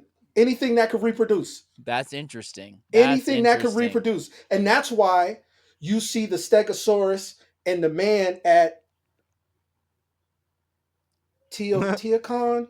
What's the one? I know what you're talking about. It's the one with the serpent that goes down during fall solstice in Mexico, the Mayan pyramids and all that stuff. There's a depiction of a man with a stegosaurus right there. So I think what happened, this is just Clive's opinion, but I think the fallen angels was fucking everything. It just wasn't humans. They was I've never fucking heard everything. that, and I can't argue that. But I also, when I say I don't believe in dinosaurs, I believe there were giant lizards because everything used to be bigger. Giants, the nitrogen levels were higher. Everything used to be bigger. Trees, all that. But there weren't giant dinosaurs that ruled the earth 3 million years ago that were wiped out by a meteor. Period. And then also turned into chickens. Also. No. I think like I said, whatever a chicken was or whatever that was then, fallen angel made it. Fallen angel, yeah. And boom, you got T-Rexes, you got all, but they were all that would explain the tiny arms. That would explain the tiny arms, man. And why the Stegosaurus couldn't mate. That would explain it all. No, that's a great. But comment. when you look at it, they were cursed. Okay, so for me, just so you don't lose total respect for me, I thought flat Earth was insane. I thought it was stupid. I thought this is the dumbest shit I've ever heard in my life. Okay. And then I started looking at real life observations of, should I be able to see the Chicago skyline from Detroit? Should I be able to see that? And then I looked at the measurements. And then I went to the beach and looked at stuff myself and was like, I shouldn't be able to see that, because if the earth is a ball, there's a hard, fast barrier. There's not something that you can say, oh, it can be manipulated. Like, if it's a ball, you can't see beyond a curve, period. And there's 8 inches per mile squared, which at a 100 miles just happens to be 666 feet. I mean, that's, and it just happens to be that the Earth's tilt is 23.4 degrees, which the opposite of that is 666. It's just weird. That's strange. But when I saw that I can see further than I should be able to see, and then I asked people, okay, give me a calculation for refraction that should explain this. And they're like, well, it's not an exact calculation. It's this, it's that, blah, blah, blah. And then I can see things further than I should see. And then I'm like, okay, maybe my eye's fooling refraction. And then I saw laser tests, which lasers are line of sight. Yes, they spread out slightly over a giant distance. Yes, but they're basically line of sight.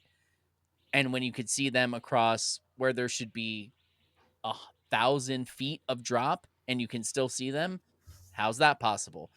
So then I was like, okay, we went to space. Let me check out the moon landings. Moon landings are fake. Let me look at what NASA has to offer. Let me dig into NASA documents. And I look at the NASA documents and they say that they're testing their planes over a flat, level, non-rotating Earth. So, okay, so that's how NASA tests their planes. And people are like, oh, well, that's weird because that's just how they test them. It's easier for calculations. Well, how are calculations easier if you're using them over an incorrect baseline? That's bullshit. So then I was like, okay, let me look at planes. Planes have a gyroscope in them, right? A gyroscope should go off. That doesn't happen. When a plane flies, the gyroscope never changes. And they say, oh, well, a computer in it now calculates that and adjusts it. Well, what about before the computers? And can you show me the programming for the computer that calculates that? Oh, no, it's proprietary. Okay, so I can't believe you because you can't show me. So then I go, okay, look at the stars in the sky. I see what NASA shows me. Let me look at a telescope myself. When I look at stars, I see flashing lights that look like luminaries that the Bible explains. They don't look like burning balls of gas in a vacuum, which doesn't make sense because you can't burn anything in a vacuum because it requires oxygen. So then I go, maybe the earth is flat. Maybe what they're telling us is bullshit. So we believe that stars are burning balls of gas in the distance, right? That's what the heliocentric model says, burning balls of gas, right? and they can identify that our sun at 93 million miles away is made up predominantly of helium and hydrogen, correct? That's what they tell us. So if I put two gases in a trash can a block away from you and I lit them on fire, could you tell me what it was made up of? You couldn't, right? It would just look like a flame burning. Yeah. But 93 million miles away, they can tell us that our sun is made of helium and hydrogen, which on Earth defy gravity, but somehow that the sun is made up of it, it creates enough gravity to hold our whole solar system together. That's like, these are the questions that made me start looking. Like, these things don't make sense when you look at them under a microscope. And for me, when I got there, just me, I was an atheist before. Me personally, when I found flat Earth, I was like, there's a creator. Someone created this. Therefore, there must be a God. And then I started believing in God because I didn't believe that we came from an explosion of nothing that happened to create a bunch of round planets because one molecule said, I'm the predominant one. All other molecules suck to me, and let's create a round ball. Who decided which molecule was the best? Who said, all of us will come to this and we'll create a moon or an Earth? All of this does not make sense to me. That's all I'm saying. I can't make sense of their story of it, period. And let's not get into gravity and all of that because it's all fucking nonsense. It has all changed 5 times. All I'm saying is maybe we've all been lied to. And if you believe in all these things and see all these things, but no part of you believes they're coming from somewhere else, maybe it's because there isn't anywhere else for them to come from, because it's all here where God created. And how many other planets have you ever heard about in the Bible? I mean, yeah, the people, yeah, the ones that were writing that at that time, uh they weren't researching the stars, if I'm not mistaken. I could be wrong, but um there are some things that when you look at, especially like NASA is the head of all of it. And I know the origins of NASA.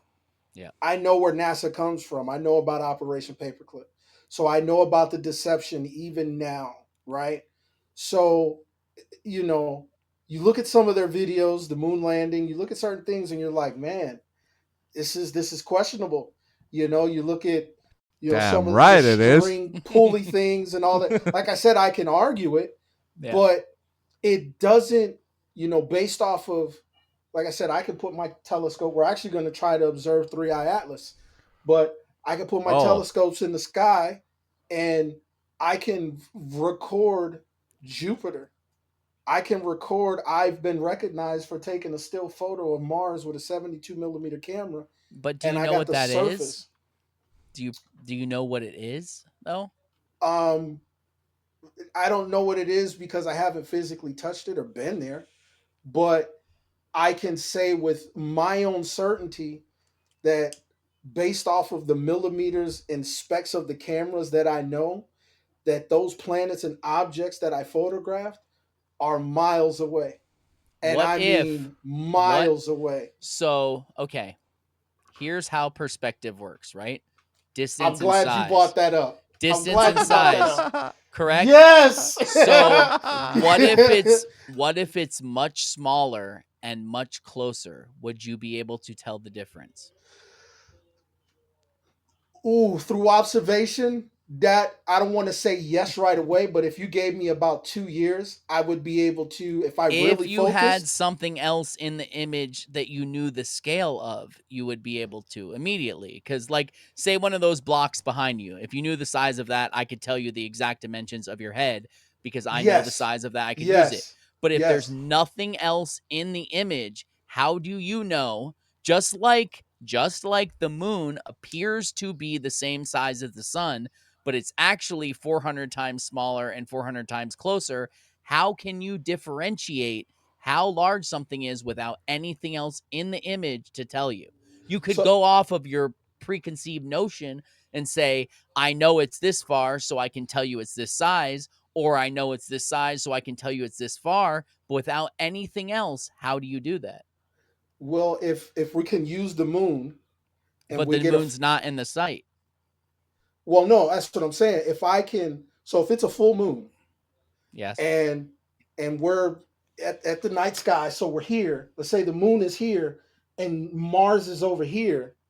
I can capture an image of the moon and Mars, and we know, well, we even though we haven't been there, we know kind of. You're assuming No. that the moon is that No, size right? and Exactly. 238. Again, Yeah. that's an assumption. Yes, You're assuming. yes. And also, what's the precession of the planets from the sun?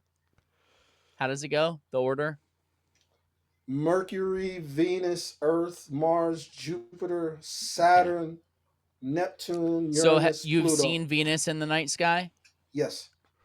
How I've can been- you see I've- Venus in the I've night been- sky if I've it's been on the fucked by side Venus. of the sun? If it's closer to the sun than you, how can you possibly see it in the night sky? Okay, so this is a great question. I'm gonna use my Chong's Choice grinder here. Okay. Right on, right on. So It's a good one. let's do this. Here we go. All right. So Let's do it. Dude, I So love that you're such a sometimes- good sport too. I love it. Yeah. so yeah. sometimes let's do it like this. So Mercury, right? We can't see it with the little Bring it eye. up a little bit. Okay, here we go. Yeah. Here we go. Okay, Okay, my there you bad, my go. bad. All right. So we got Mercury is the closest. Right around the sun. Yep. Then Venus is next, Yep. right? Then Mars is here. All right. Oh, I'm sorry. Earth is in here. between, right? Earth Yep. is right. Earth. Yep. Sometimes, let's say we're gonna leave Earth right here, right? Yep. Sometimes Venus and Mercury are in front of the planet. Sometimes they're behind the planet because it's here, right? Yeah. So this is why sometimes, especially I'll use Mercury for example. Sometimes people will take a picture of the sun and they see a black dot in front of the sun. Mm-hmm. That's Mercury casting a shadow because the light is coming from behind. Like we had the problem earlier before we went live. Hey, let's move the computer because we can't see your face because the light's behind you. Yeah. Right? We moved the camera. Now you can see my face. So I actually show this in ET or Man-Made because I was photographing Mercury I was trying to catch Mercury when the sun is rising. And what I ended up capturing was Mercury was about like on this side. Now in the video, Mercury and the sun look almost the exact same size. Oh, I mean, they're pretty close. And I was like, why would that happen? It doesn't make any sense. What I was able to draw up is pretty much in using light, for example, right? Because if you can read like a topography map or even looking at the moon, you can tell the depth of the craters based off how dark they are, right? So when the sun, or an object is in front of the sun, it's going to block it, that part of the light. But then in that part of the light, it's going to expand like the Batman signal. It starts off small, but when you look up, it's this massive symbol. Because the piece that's in the light that's blocking the light is so strong that you can see the symbol and it's massive for wherever Batman is to be able to see it. So it's the same thing when we catch these planets, because you got to remember, no matter what, especially when the sun is out, this is why they say we won't be able to see Three-Eye Atlas, which I think is bullshit. Side note, I think this is why the government shut down, so that way NASA can take pictures of this and not have to have it under the Freedom of Information Act, because now this stuff isn't public information. So what's happening is, what they're saying is, at some point, the Three-Eye Atlas is going to be behind the sun. So the rotation is like this. It goes from like east, west, and then back like this. So they're saying that it's going to be positioned by here. Well, what if we just wait till it's over here? Or what if we just wait till, why are we waiting for it to be right behind the sun? Because we just they're wait a liars. day or two later and it's right here. Or we get other people in other countries to observe it. This is the perfect time for the world to kind of come together and say, what is this? but we're the only government that shut down, which renders our telescopes that, once again, we pay for. We pay for it. This is anything that's NASA, anything that's Pentagon, anything that's government, Freedom of Information Act. We're tax-paying citizens. So Ted, before you respond, before you respond to Clive, I want to later ask Clive about something about the 3D atlas, but okay. Respond, yeah, no, I'm Ted. not.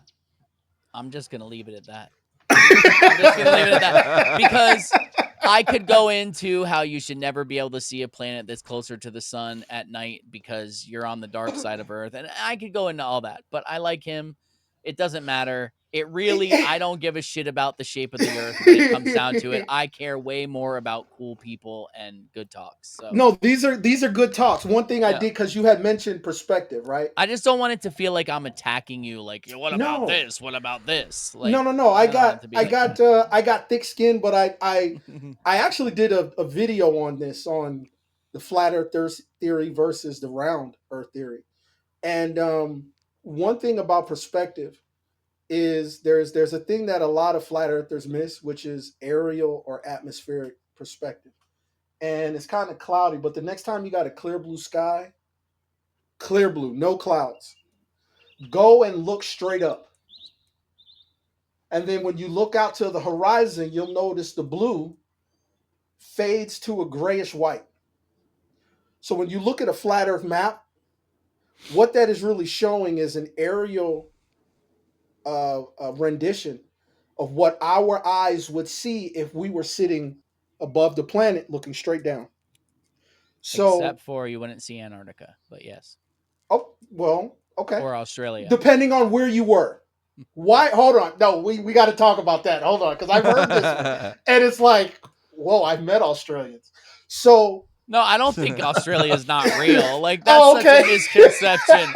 Australians aren't real. I don't think that at all. I'm just saying, if you were looking directly above the North Pole, you shouldn't be able to see Australia because it would technically be around the ball underneath. Well, so when you look at the flat Earth map and you see all the azimuthal projection of the globe, equidistant projection. That's what they call it. It's if the globe was there and it was stretched out, because even old flight maps were the flat Earth map. The UN map is the flat Earth map. They're all the same, but it's what their reason is it's a globe projection. It's all of it stretched out. Like, well, that. Also that there's only 27% landmass and there's 73% water. So when you see much all like the land body. Right? Yeah, exactly. When you see all the land bunched into one place, that map is so accurate. You know what I'm saying? Like, that map is not wrong at all, because it wasn't like there was a lot of now if you remove the water, there's a whole lot more land that we don't know about. But because of the fact that a lot of this stuff is underwater, all that land, which isn't much, is going to show up in one image. You know, but Clive, this is what flat earthers believe happened to the map. Have you seen this stop one? right there. Hold on. Go back to where. Go back. Let me see. Well, it's a GIF. Yeah, I can only play or pause. You could pause it at some point. All right, so pause it. Let me know when you pause it when the white circle is surrounding all the they call it the ice wall. Okay. When you see the white yes, Bam. right there. Yep. Oh, fuck. That's okay. That's fine. Yep. So what this is, the white here, what that is it's called aerial or atmospheric perspective. And this is exactly why the Mona Lisa is famous. Because what this shows an accurate depiction of the distance that we see. So when you look off into the distance and you see the Mona Lisa, you see the real detail on the mountains. But when you look out into the distance, it begins to fade to a grayish white, and then you can't really make out or tell what it is. So when you look at that map, it once again, all the landmass would fit in there. You can also see it on Google Earth. That's another thing, they show it. But I know you guys don't like Google Earth, but it fits what if you show the flat Earth map and then you show it on Google Earth, it's the exact same thing. But you know, Clive, it turns to a cartoon once you get so high. Besides that, it's fine. Clive, do you know what's weird to me? What's up? When I see the sun rise to my left, let's say, when it's rising, and then at noon, it's like straight above my head, right? And then when it goes back, when it sets, it goes back to the right. To me, it looks like a triangle, like a triangle and a triangle down. Instead of it being like a circular thing, to me, it looks like a triangle. And it also looks like, when you look at the street lights, it's all straight lines, man. Like, I believe this reality is a virtual reality. I think... Yeah. He's a simulation guy. I'm a simulation guy, but I believe in God, though. But God made this simulation. Yeah, it's a creator. Yeah, it's all some sort of creator. Yeah, but that theory. The creator is the programmer. Yeah, there's something about they noticed something about the universe where it's like some sort of code or something like that. Yes, we watched that. Yes, there was I'm this not guy too familiar with the Jim but Gates. It was dope. Yeah, this guy Jim Gates or James Gates, he said he's a mainstream scientist or whatever. He worked for Obama and shit like that. He said that they found in the fabric of our reality computer codes, and not just any computer codes, but the exact same computer codes that runs our browsers and shit. Like they found that. Yeah. Have you heard about that? I've heard about it, and one thing about these new theories that are coming up, there's some real credible evidence and things that you can actually look into and say, wow, that does make a lot of sense. You know what I mean? That obviously we are part of some design. Whoever made it, that's the question. We got to figure out who did it and why. Clive, you mentioned 2D something. You mentioned something 2D. I've said this claim. We think we live in a 3D reality, okay?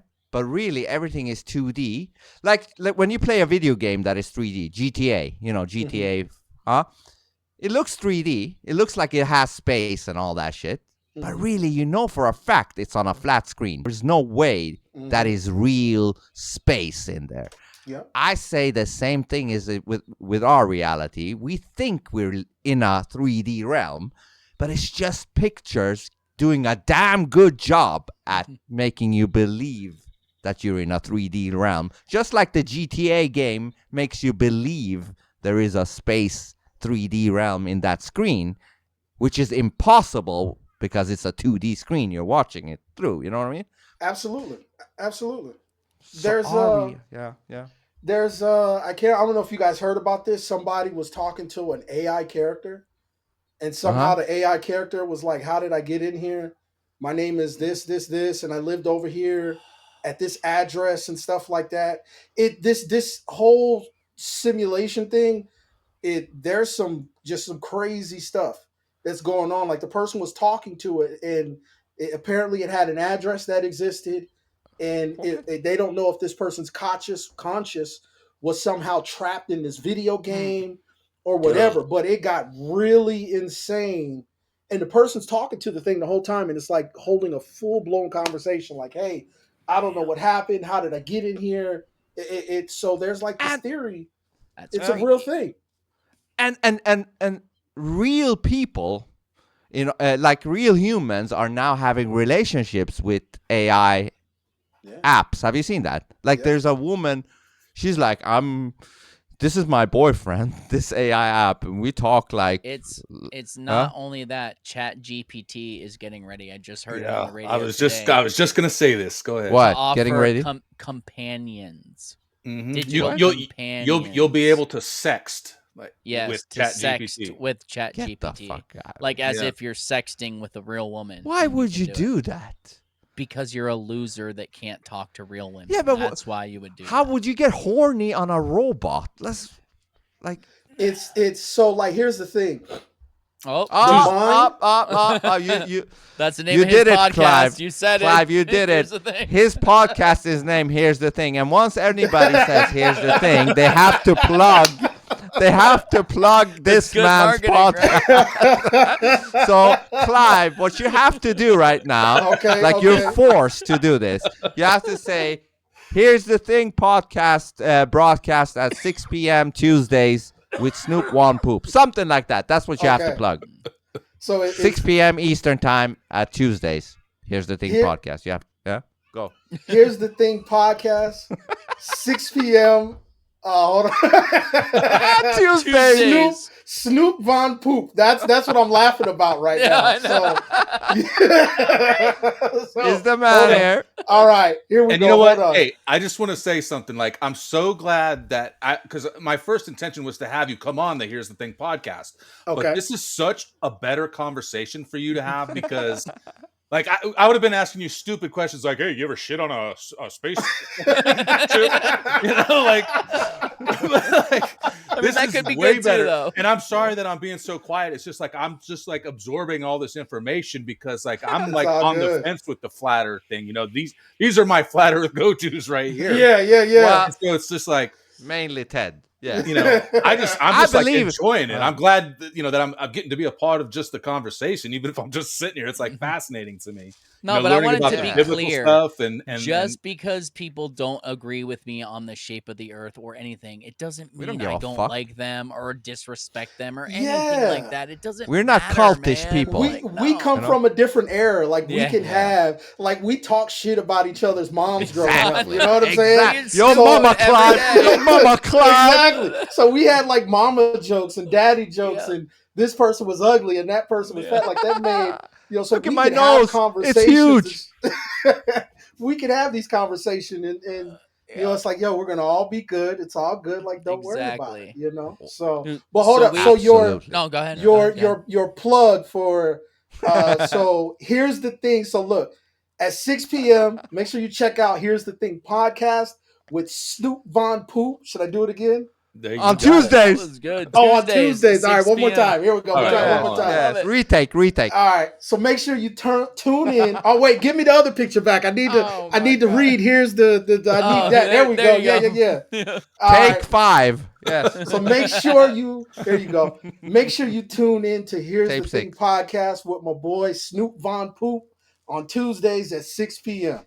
Yeah. Eastern time. Thank you, buddy. Eastern time. Or as I say, half American time. Yes. Half American. Well, I'm not American, Clive.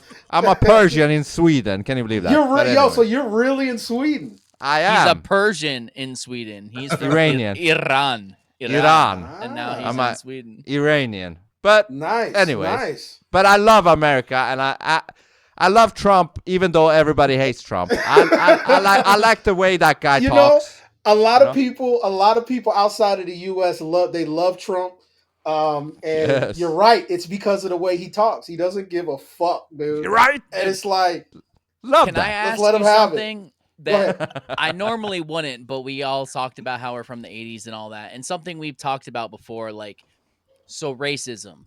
Mm-hmm. When we were kids, right? It was gone. Like, I'm asking you, if I'm wrong, tell me. But to me, when we were kids, like, it was, I'm going to my friend's house. We never prefaced it with what color they were or anything like that. No. And then it seems like I've said before, when I wasn't paying attention at some point, they somehow brought it back and, like, are trying to divide us again. Like, I feel like we were past that, but now they're making it a thing again, and it's super fucking weird to me. Like, how do you feel about that? Is it the same perspective? And if I'm wrong, tell me I'm wrong. I have no problem with that. But I notice with and I should be careful here, but I noticed that with the LGBT community. Okay. Right? We grew up. We had Boy George. We had RuPaul. Yeah. We saw Wesley Snipes. Tu Wong Fu. Yep. We knew Patrick George Michael Swayze, was gay. a bunch of them. Yep. Right? I mean, if you we've know confirmed Vince is gay. We've confirmed that. Yeah, that too. Perry Mason, if you knew Perry Mason's story, you knew Perry Mason was gay. It's even said that the Marlboro Man was gay. So what I'm getting at, possible. I mean, we had Will and Grace. We didn't even know what the fuck Prince was. I mean, this Yeah. dude was walking and around nobody in tight cared. pants. Questionable, Nobody gave right? a My shit. point, exactly. Nobody gave a fuck. Gave a fuck. If you were exactly. gay, straight, black, white. I remember when I found Exactly. out I wasn't Mexican. I was in the 7th It was a grade. rough Wait, day you're for me, not? man. Bro, I was like, wait, I'm not Mexican. And I remember that vividly because when I came from Philly, I grew up in South Phoenix. I was in a Mexican neighborhood. So I remember saying, words in Spanish and learning partly Spanish, you know what I'm saying? And then But when does I it moved to go does ahead, it bother you to feel like you're being forced. I feel robbed because I've never had a problem with any race. If you're a cool person, you're a cool person.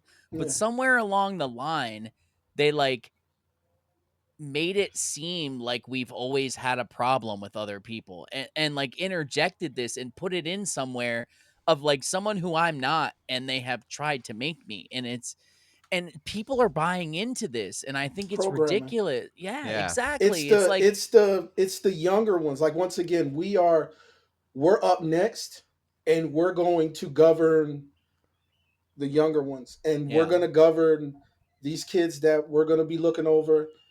They don't know what it's like to have anything digital. They don't know what it's like to go ride bikes with your friends and Yeah. literally we would go outside and be like, where's everybody at? Oh, Yeah. Oh, all there's the the bikes are down bikes. there. Boom. Yes. You know what I'm saying? We knew Right? that. We They're knew all that. at You know what I'm Timmy's saying? house or whoever the fuck it Bro, was. Yeah. oh man, the street lights are on. How long have they been on? Shit, I'm in Oh, mom's gonna trouble, be pissed. man. Let's finish this She's gonna be, game. dude. You know what I'm saying? Or like, you Yes. invite your friends over, and everybody, if the food was enough, your friends would go there and eat. Yeah. Yeah, we weren't. Don't get me Yeah. wrong. Certain factions of it existed, Yeah. but when you But it were wasn't in the your norm. neighborhood, you were, when you had your community. That's the one thing. There's no community, but we're so connected to the devices in the digital Mhm. world that it's easy to program somebody to say, yo, the companionship on Chat GTP or whatever the hell it's called, this is going to work out better for you than getting on Craigslist. Yeah. Yeah. If you really, back in the day, if you wanted companionship, you just went and got a hooker. But now Right on. this is a safer way. This is a safer way for you. You're not going to get some quote unquote generated response. You know what I mean? And yeah, it's in the day and age. Like they programmed us. You look at the cartoons and everything they Yeah. programmed us. Even cartoons, they show people they were much heavier, just sitting in the chairs, not doing shit. You know what I'm Yeah. saying? And that's a Wally. reality where we are right now. That's a real reality. But like, so my mom, I should have fucking listened to her my whole life. Like, she told me when The Simpsons came on TV, she's like, they're trying to destroy the family. You shouldn't watch this. Like, Mm. look how those children are disrespecting their parents. They're Mhm. trying to divide the family up. And I was like, you're a crazy old lady. Shut up. And then they started, like, Marilyn Manson came out and they started adding Satan in music. And I was like, oh, it's just art. It's just, and she's like, you shouldn't listen to that. That's satanic. And now I'm like, motherfucker, she was right about everything. Like, they did. A big thing was when they took the Pledge of Allegiance out of school and they took prayer out of school. And my I mom say the was same like, thing. that's it. That's it. Once they did that, we know where they're going. And I was like, it's boring anyway. We don't want to say that. It's stupid. Blah, blah, blah, mom. And now I'm like, motherfucker, man, she was so right. Those were the stepping stones. Feminism, getting women into the workplace instead of in the home taking care of their children, making it impossible for a single family or a single worker to take care of their family, making the government take care of your kids more because you had to put them not only in school, but now after school care because you had to work. All these things were steps to taking over, taking the parents away from kids, and then putting a wedge in between husbands and wives all Yeah, along the way to I have to break agree. up the marriage that is holy and should be. Yep, Well, I that's agree like with you. you were speaking on the LGBT just a few minutes ago. Like that whole agenda was about 30 years ago. Nobody gave a fuck who was gay, who Yeah. wasn't gay. Yeah. But then it's like they started pushing it down our throats. Like, hey, look at this character is a gay. This is this, and then it's just And like I've never met overload. a transformer before. I've never seen one. I've seen them at Publix, at grocery store. Like How they're many have you here. seen? I've How worked. many? You know what's funny is I did a job with one, and Disney. With one. no, it was it was a Well done. photo job, and this dude in specific was a drag queen, and I could have got my ass What's kicked the for calling difference? them. What? So I'll break it down for you. I thought all of them were gay, right? I thought What? they all were. I They're thought they not? were I all gay, mean, yes. right? Yes. So this dude in specific, I walk in, he's 6'10", with heels, Whoa. full makeup, hair. Yeah. There's a sewing kit place. There's over here on the table was an apartment. Over here there was like thread and needles and all this other stuff, and then there was mannequins where the once the garments were completed was taking pictures. So I was doing process and the mannequins. So we're talking, and I just asked, shooting shit like, "Hey man, how long you been gay?" Motherfucker was like, "Whoa, hold on, wait a second, time out." He's like, "Hold on." So he goes in the back. He comes out, full blown dude now. You know, hat, makeup gone, everything, earrings gone, everything. He's like, "Come with me." Cool. Get in the car. Meet my He drives girlfriend. about 15 minutes away. He's got a full blown house. He's got a house, wife. She's in the house fixing shit up, making food, everything. Kids are at school. He then Is it a breaks it gig? down to me. No, he was literally saying that, well, one, he didn't want his kids to know, but he was good at makeup, seamstress, and Yeah. choreography.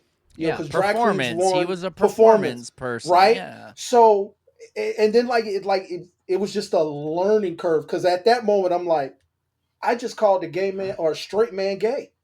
I could have got my ass whooped. I could have really got fucked up. I can't blame you though. Yeah, but Vince, Exactly. it's kind of like how you have no problem when we call you gay and joke about it. Like, you know you're not. If you could find a way to use your talents and you know you're not gay to make money off of them, Oh yeah, I would probably do it. Look at If Tosh he's Point strong oh. at Tosh Point oh is a great example. That dude ain't gay, but he is hella funny, and you never know. I used to watch a show like, you're like, but whatever. It didn't matter. It didn't care. I love You know how what I'm he saying? convinced everyone with that countdown that he was gonna kill himself, and then when it came up, he's just like, "Yeah, no, I'm not doing that." And just moved on. It Bro, was so okay, so- fucking good. It's like a job. He's doing like a job kind of a thing. Yeah, so Yeah, it was his it's a business. show. It was his Yeah. business, but you know, he was a full blown drag queen.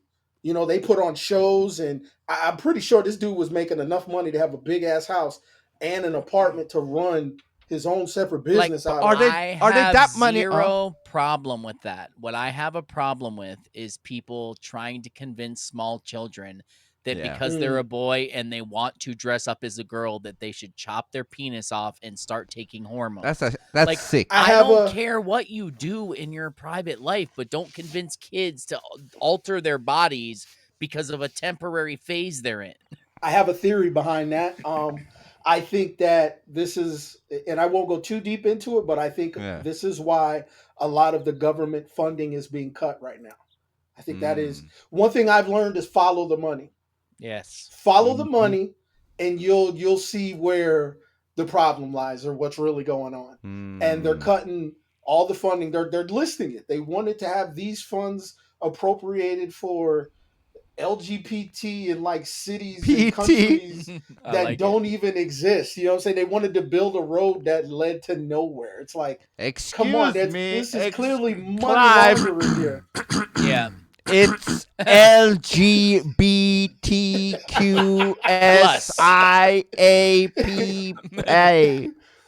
LGBTQSIAPA. Something like that. And so, because there's so many letters in there, you're like, at one point you got to add an X. Yeah. Because what if somebody just is like, fuck it, like I don't know. I'm you know what I mean? loving. I loved when we had S. Yeah. when we had Cheney on, and because she's a lesbian, and she's just like, you know what, the whole LGBT thing was cool until the transgender. She's like, it was a lesbian party, and then some fags started showing up, and that was kind of cool.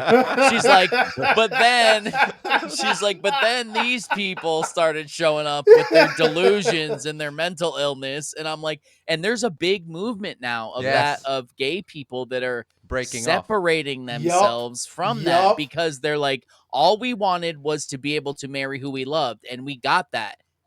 Y'all are bringing it to another level, like a total different level. Yep. You don't follow say. the money. Follow the money. A lot of stuff. Follow the is, craziness. Uses. Yeah, because I mean, once again, mental illness is a profitable industry. Yes. And if you can tell people to, once again, programming, do this, do this, do this, do this. You know, it was crazy. I really felt bad for that kid.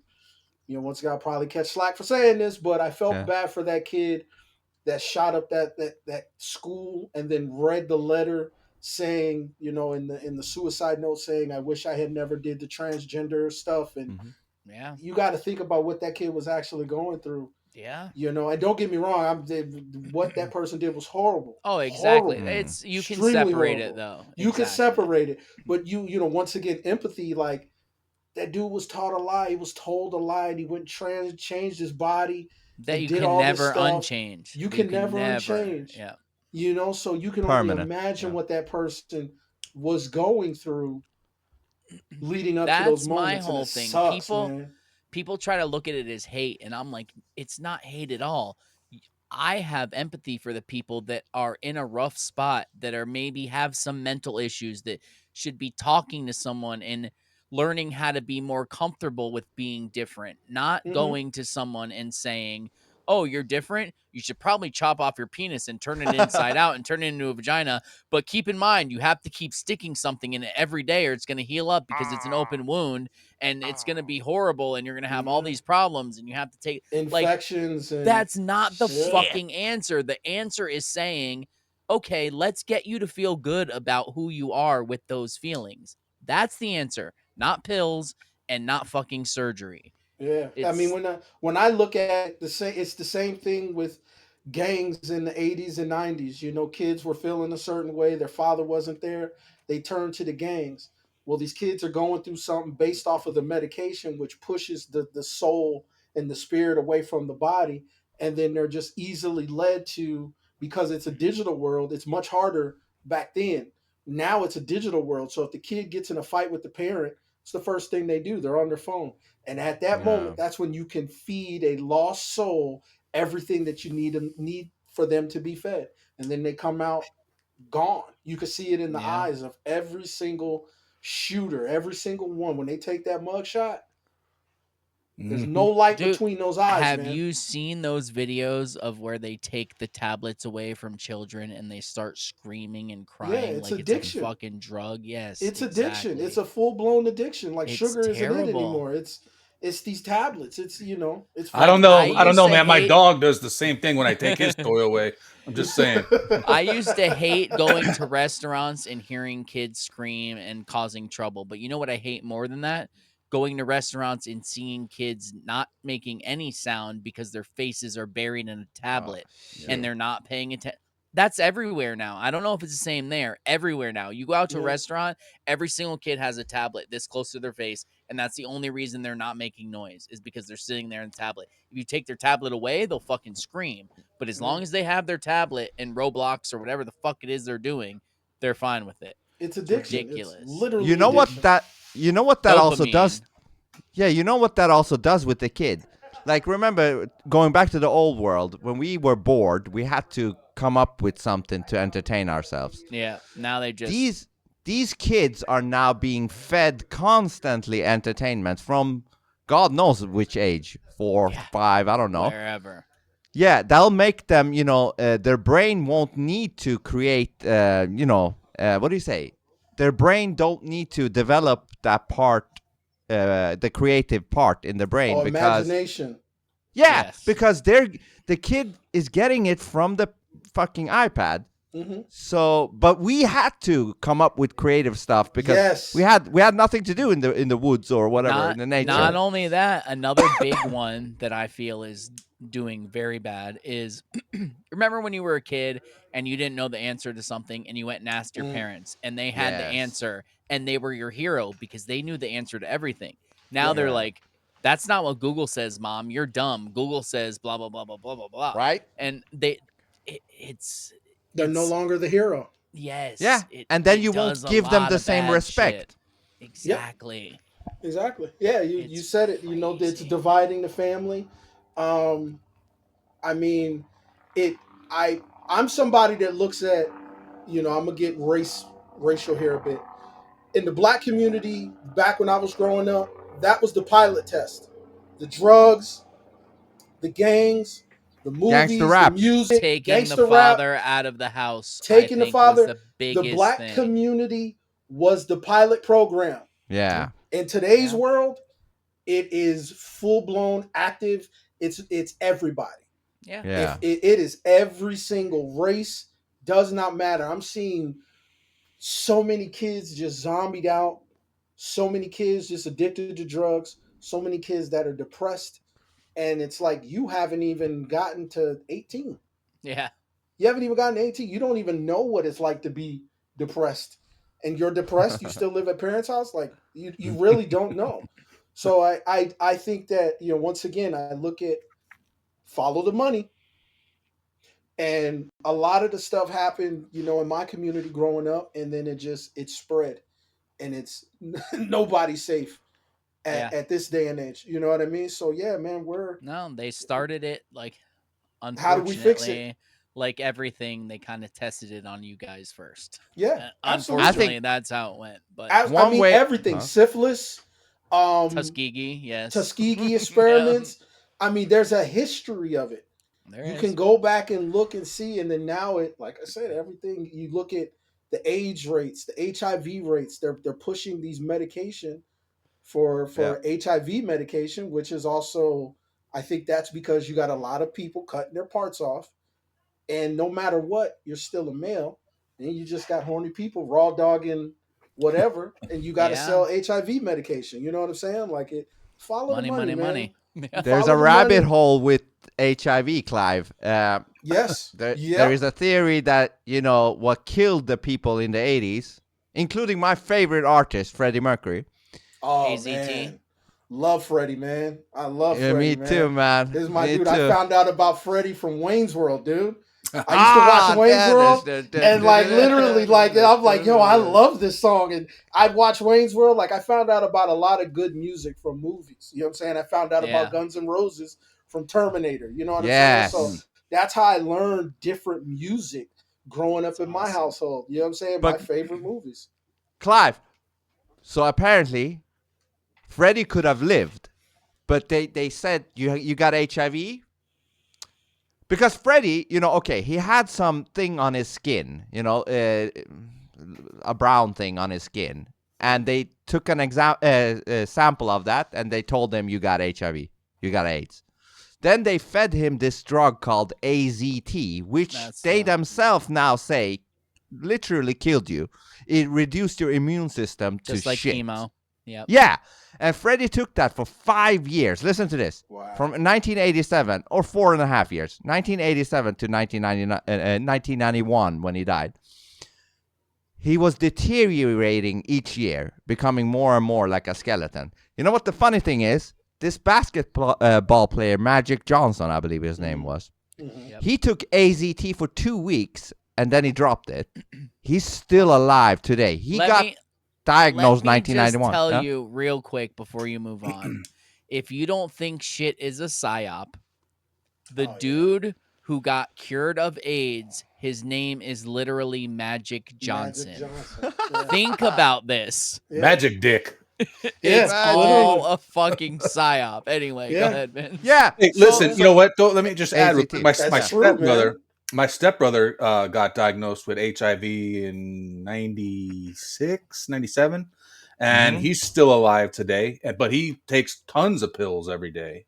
But did he take AZT though? That was the one that they I don't used. think No, he did. AZT is the old Well, one. They stopped. AZT killed them. Yeah. Okay. I should So ask him if if- he's ever taken it. Like maybe he took it. Like you know, you And just do said you "That's know? for 2 weeks. Do you know who was responsible for the whole AIDS thing? Fauci. Dr. Fauci, the same Yep. guy during COVID. Yeah.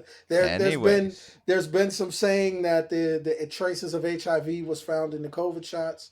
Yes. But also one thing to look about Freddie Mercury in specific is his catalog. Look at his music catalog. There's some people that don't know who he is yet. They sing his songs when their team wins. They sing his We Are the songs when they go to Champions. basketball arenas. They sing Ice Ice Baby so many times under pressure. What's the one? We will rock you. And his catalog. He died in 91. We Are the Champions. We Are the Champions. I mean, his catalog. I wonder what that catalog is worth and who owns it right now. Oh, Sony bought it. I think for $8 billion or something. It wouldn't surprise me if we would find out somehow, some way that Sony was behind him taking that drug. Some sort of executive or somebody there. Back then. Absolutely. Planning it out. Because that music, I mean. Just like they killed MJ. What are we? Yes. MJ was about to, he owned the Beatles record, so he owned a part of Sony. Yep. But he was just about to buy Marvel or something. Yeah. He owned. Dude, Michael owned so much. He was just buying shit for the fuck of it. I love Michael too. Who just buys the Beatles? Like, how much you want for it? 60 whatever million.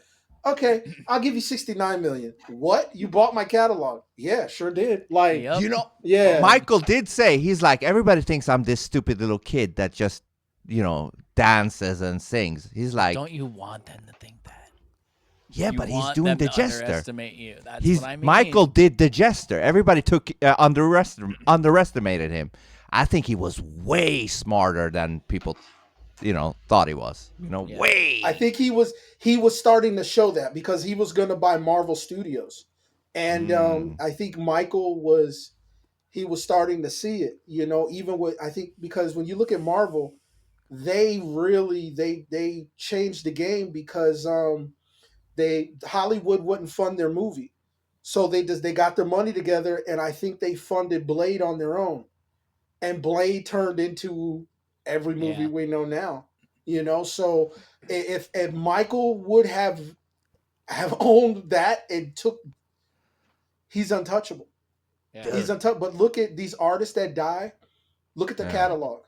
Look at their catalog, and it wouldn't surprise me with Freddie Mercury's catalog. I mean, the dude's music is it until sports dies and we no longer watch sports. Freddie Mercury's will.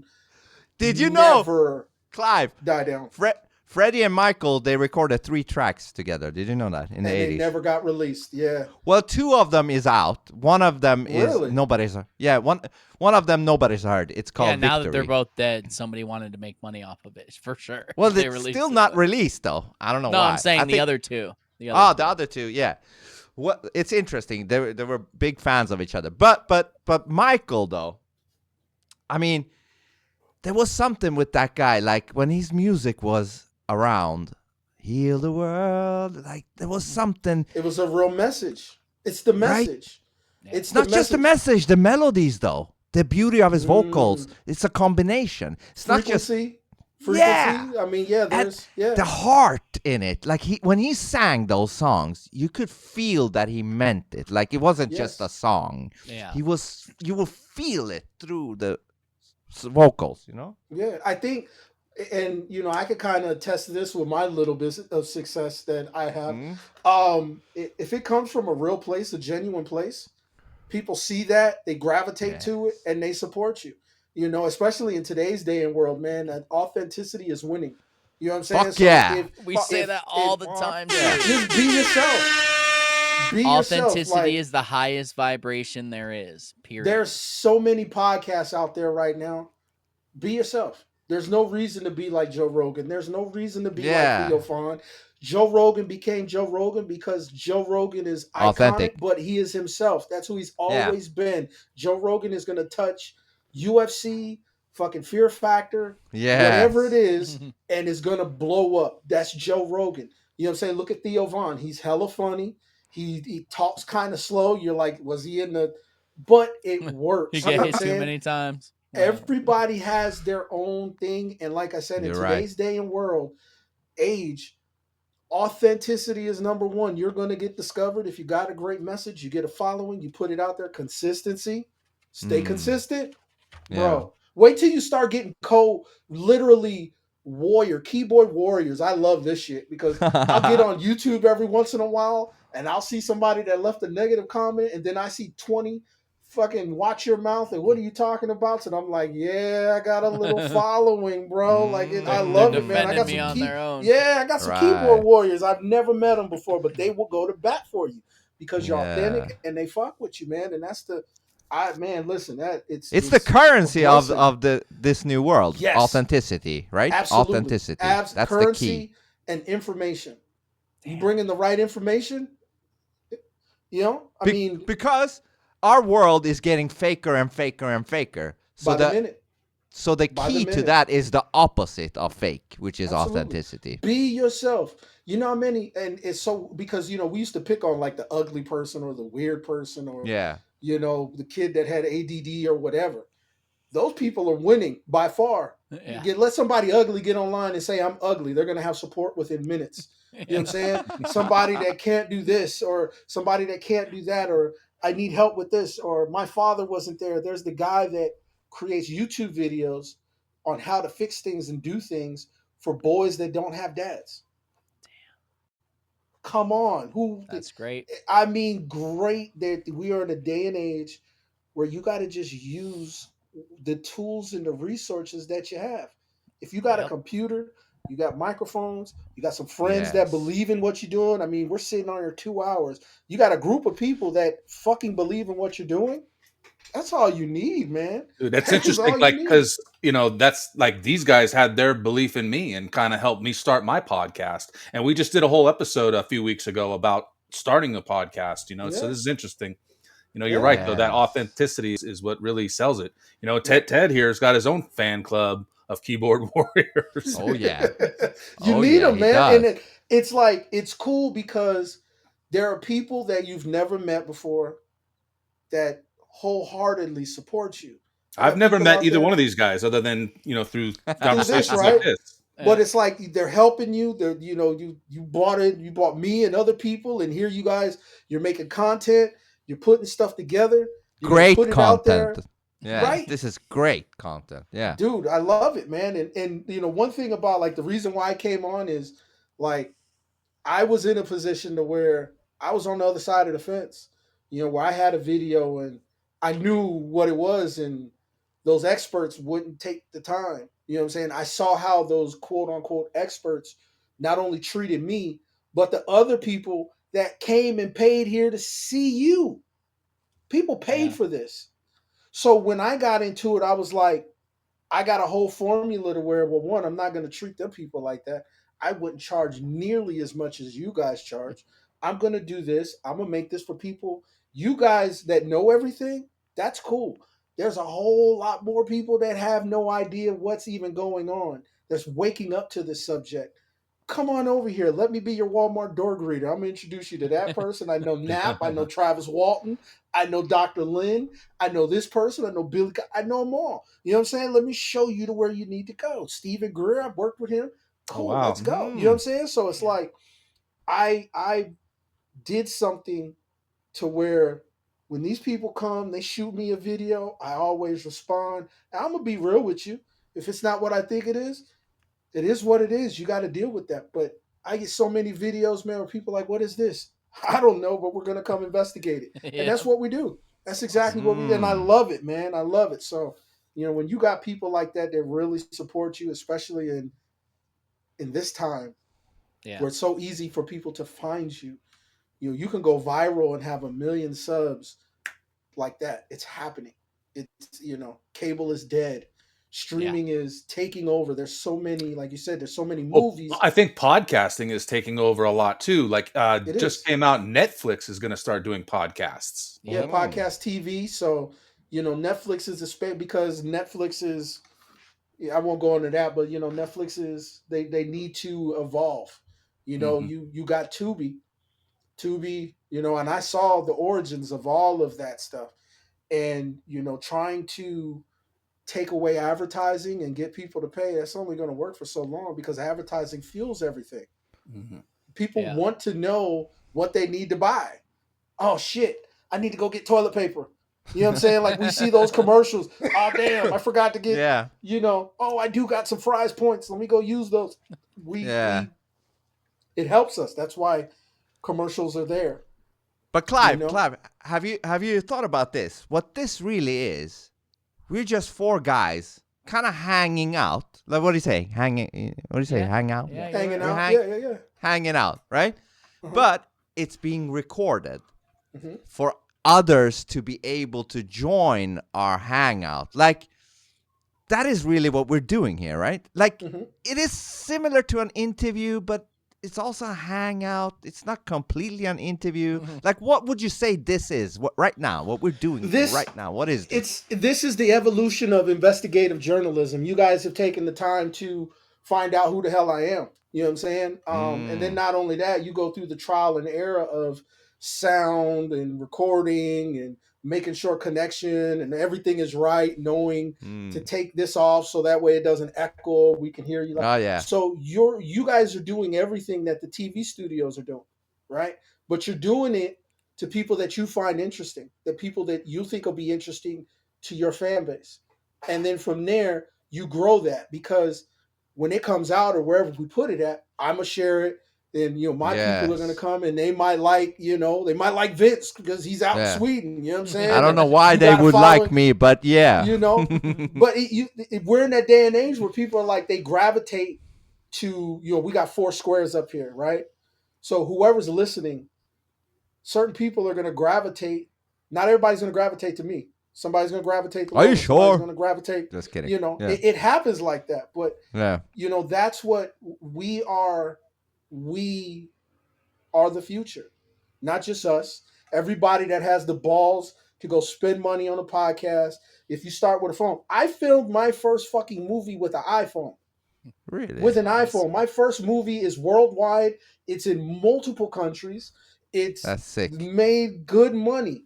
And which And one I is did it that? with an iPhone. Just with iPhone. E.T. or Man Made. That's the Okay, very that first one. one. That's the that one is Because I was that curious. was a I was curious because I watched the Angel Adams thing that you did, and okay. That I was an didn't experiment. know what it was when I watched it. And then I was like kind of watching it and I'm like, man, something's off. And so then I looked it up. I didn't know it's a mockumentary, you know? So here's the thing. Tuesday, 6 p.m. Oh yeah. Here's the thing. Clive, do you remember, Clive? Do you remember? Do you remember the plug? What was it? Here's the thing with Snoop Von Poop, 6 p.m. Eastern time on Tuesdays. Boom, my man. Oh, one take.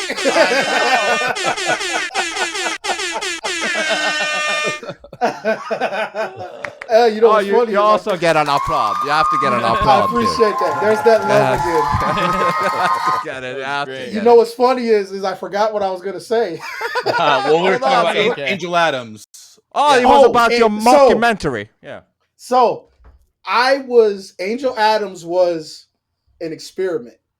That was my first crack at trying to do a movie. So I had no idea that I was even making a mockumentary. I was just like, hey, what I did is I took a bunch of stories that personally happened in my life and I combined them into this girl named Angel Adams. I had no idea that when I saw like the reviews, I'm like, a mockumentary? What is that? What the hell is a mockumentary? And then I started reading it. I was like, oh, damn. Like, it was an experiment. You know what I mean? But there are a few people that got what I was trying to convey. Like I wanted in that film, I wanted the viewer, especially men, to come up with this vision of Angel Adams in their mind. I wanted you to sit there and be like, I don't show her face really, but it's like I want you to come up, how we used to be when we were younger, we had Playboy. We had to use our imagination. Oh, I you know what I'm remember saying? that shit. So Yeah. I wanted, I remember that. So I wanted, Really well. I wanted us to sit back and use the brain and say, man, I wonder what she looked like. Was she, did she have thin eyebrow? Thick? What was her eyes like? Were the lips full? What, I wanted you to really kind of draw up this picture of Angel Adams yourself. But I had no idea what mockumentaries are. Now I do. So, when I do something like that again, I'm gonna be a little more cautious with it because in my mind, I was just making a low budget movie, man. I had actors and we had some like scripting here and there, but a mockumentary, man. That I didn't expect that. It's just funny how it worked out. Well, I enjoyed it nonetheless. I appreciate that. Thank you. And it's funny with all the alien stuff. You're like, I watched. I was Angel thrown Adams. off. I'm like, what the fuck is this? You gotta send me the link. Man. I need to watch it. It's on. You gotta Tubi. send me the link. I think it's on Tubi right now. Yeah, right? it's on Tubi. The first 3 aliens uncovered on Tubi. ET or man-made. If you just type in aliens uncovered. Okay, hold on. Let me pull it up. Dude, I watched on Google. What did I type? Just type in Tubi. Yeah, Tubi, and then type in aliens uncovered, and then who killed Angel Adams. So I watched the Aliens Uncovered like Arizona one, and I found it interesting all the runways that you were talking about all over Arizona, and I found out there was one right across the street from where I lived, and I'm like, holy shit. And I looked on Google Maps, and sure enough, you can see the runway there. And they just like had built condos right like on top of it, but you can still see the runway. Oh, you don't have Tubi in your area. Whoa. Oh, he's in Sweden. Can you pull it up? Or Snoop, can you pull it up? Yeah. Pull it up. I believe it's on, if you look up on, you got YouTube, right? I think so. Okay, cool. So you can search them up. I got those movies on YouTube as well. Some of them, actually YouTube has more. What was the title again on YouTube? Aliens Uncovered or Who Killed Angel Adams? I got it right here. Who Just gonna go right into the movie. Angel. You're late to the party, Vince. Damn. Fuck. Yeah, there it goes right there. Okay, who killed Angel Adams? Oh, play the whole movie. I'm just kidding. Play it so I can see it, guys. Please. I mean, we could probably play a few seconds of it, without getting flagged, right? Yeah. Well, hold on. Give me a second. Let me do this real quick. Sometimes I do have to do this, and I find this cool. So I give you guys permission to play my content during your films. So if you get a content strike, you just use this audio portion on YouTube or whatever. And this is Clive Christopher, and I am giving Here's the Thing and the Phone Booth podcast, Substack. I'm reading everybody's the Dualistic podcast. And there's like 4 podcasts running right now. I give these guys permission to use my content and watch the films and stuff on your podcast. So, boom, there you go. Yeah, that's kind of cool, man. To be like, wait, hold up, you can use it. Go ahead and watch it. YouTube. We got not this time. We got the guy who's responsible for it. Let's go. Yeah. Play the whole movie right now. Play a little bit. Oh man, yeah. This movie Make it big, man. Make it big. It was a total experiment, man, and this was fun to do, man. I'm not gonna lie, this was so fun. More Greenwood Entertainment. Yeah, that's my buddy. His name was Dustin Moore Greenwood. He passed away. Yeah, this is shit. Yeah, I knew Angel. She had a given talent to be able to change her appearance. There were a lot of details that were never released to the public. I don't know that I'm at liberty to release some of this stuff now, actually. I very well remember that night. When you're in law enforcement, you always have that 1 or 2 cases that haunt you, and this is one of them. Dude, this is some professional the shit. Arrived on scene that night around 11:15, 11:30, and they were finding bodies up until the late afternoon the next day. The murder scene was horrific. Say what unfolded Monday morning was heartbreaking to see. An autopsy is pending, but police say an edged weapon like a knife was used in what they call a targeted attack. Holy shit, I'm remembering certain things about this movie. Oh man. The process is by far the best part, man. I want to take the time to thank you guys for actually investigating this further, because this is probably Arizona's biggest unsolved murder mystery in the state's history. You know, I personally knew her for a while. You filmed all this yourself? This case is wild. No. Not yourself, but I mean prostitution. No, there's a thing called like a film wheel, and a murder and it's B-roll footage. Okay. Of course, naturally, I said, "Where are you and what's going on?" You know, he's supposed to be off duty on his way home. And then he just said that he needed technicians, he needed other detectives, he needed paramedics. You know, the police arrived on scene that night around 11:15, 11:30. And, you know, they were finding bodies up until the late Man, I look at my editing skills and I'm like, holy shit, I've gotten so much better. And I don't understand how that's always how it is, one man. person. Clive, if you can briefly explain, like what do you do in this? Like what did you do in this? And So, how I am kind of considered like the main character because, and you'll probably watch it on YouTube or something, but I'm the main character talking about the main character, which is Angel Adams. And there was this murder that didn't happen. And there was like this supernatural element to it that nobody was really able to figure out what really happened, what took place. So I'm telling the story and events and everything leading up to discovering who really killed Angel Adams. And I'm in question. There's a few people that are in question, including the detective. You know what I'm saying?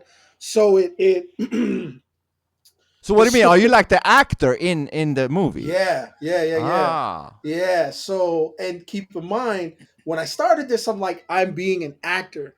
Hold on, can we see you? Can we see you in the movie? No, because you know what throws people off is like, so when I was watching it, and it wasn't until I probably I don't remember how far I got into it, maybe 3/4 into it before I realized that something was afoot.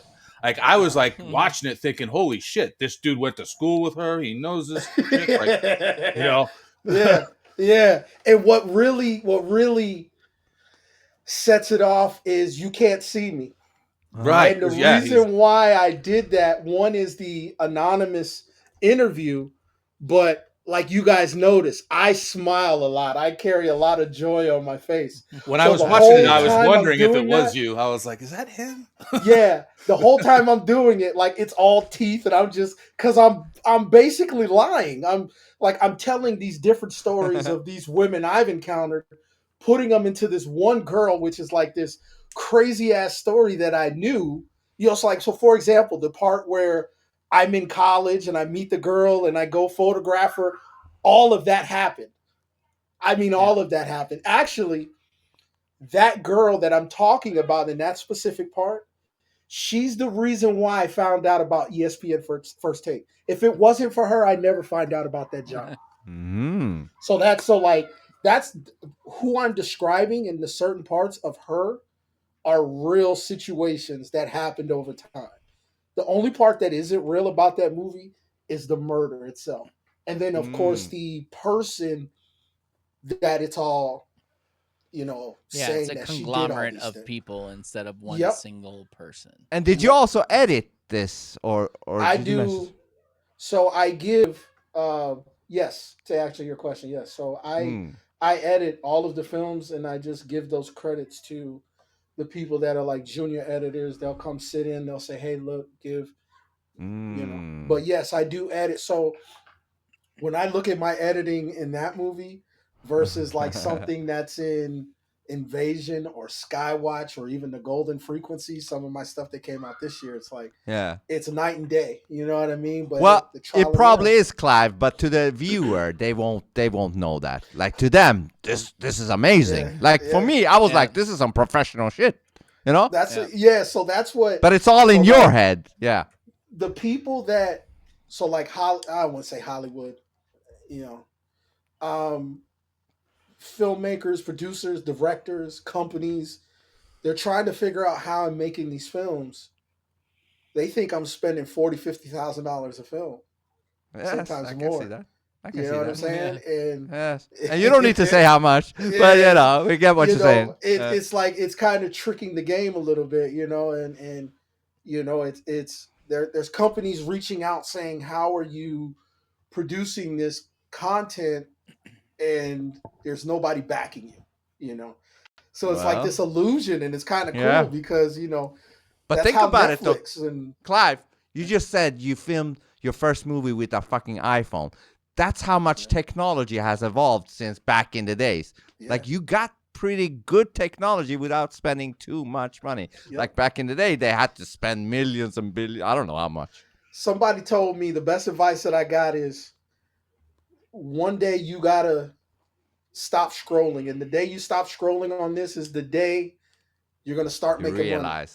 You start making money. Yeah, that's interesting because you know, I've always been into computers, but then you know I went through a phase where I was doing heroin for a long time, kind of lost a lot of shit, got my shit together, and I would would be always scrolling my phone, and then I finally got another computer, and since I got that computer, I'm never on my phone anymore. Stop scrolling. My thing was, I used the voice memos to not only type out the script, but then I would go into the voice recording app, and then I did the voice narration for the script. And these film in 4K. I can film in 1080p, and this 1080p is going to look great on the TV. Now I can film in ProRes. You can buy one of these. What is it called? Like makes the camera stabilizer. steady. Yeah, stabilizer and gimbals and stuff.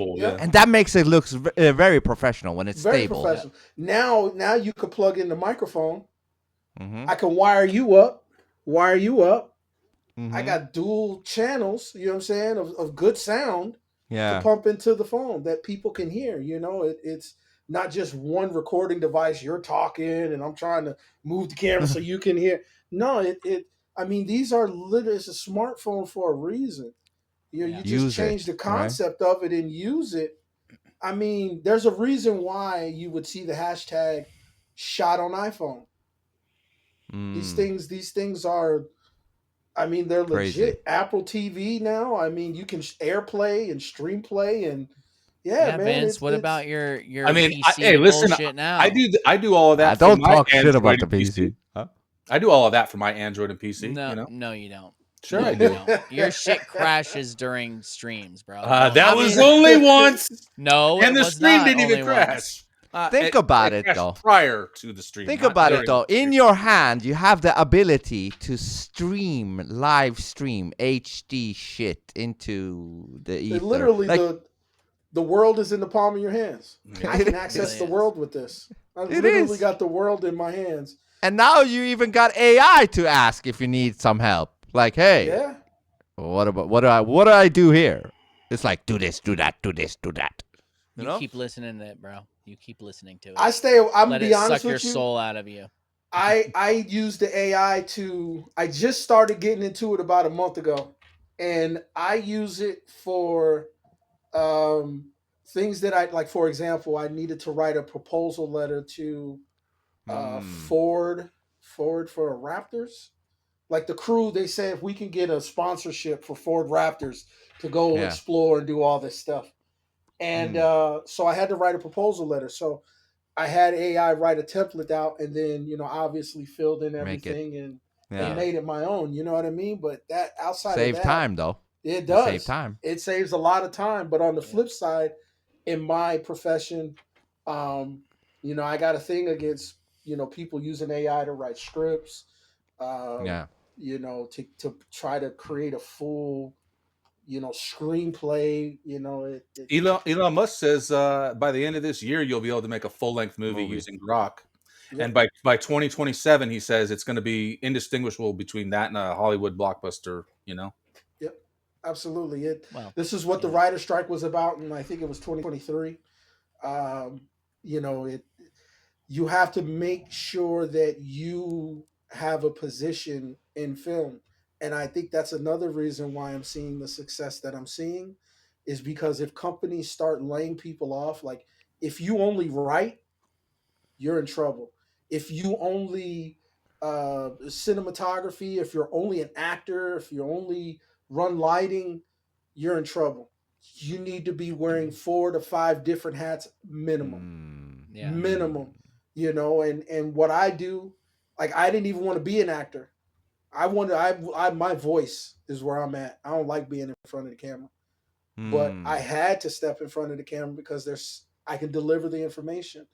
Yeah. But voice actor, producer, director, writer, DP, editor, it just goes on and on. Even my own aggregator, I'm a company within myself, and if you can't, you have to be, you know what I'm saying? And if you can't keep those wheels moving, the train is going to leave you, man, because it's evolving fast. And AI, it's getting to the point now, we really don't know what is what anymore. Yes. We have no idea what it is. So man, it sucks. It really does suck. But, actors, writers, we're in a real tough position right now, because it's easy for me I can go make a video with Freddie Mercury.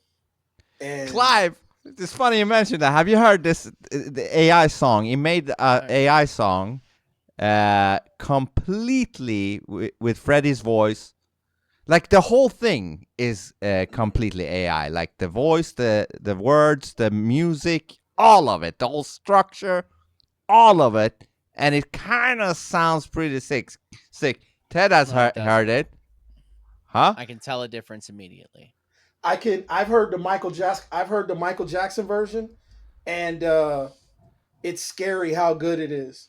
They even did a Michael Jackson R. Kelly.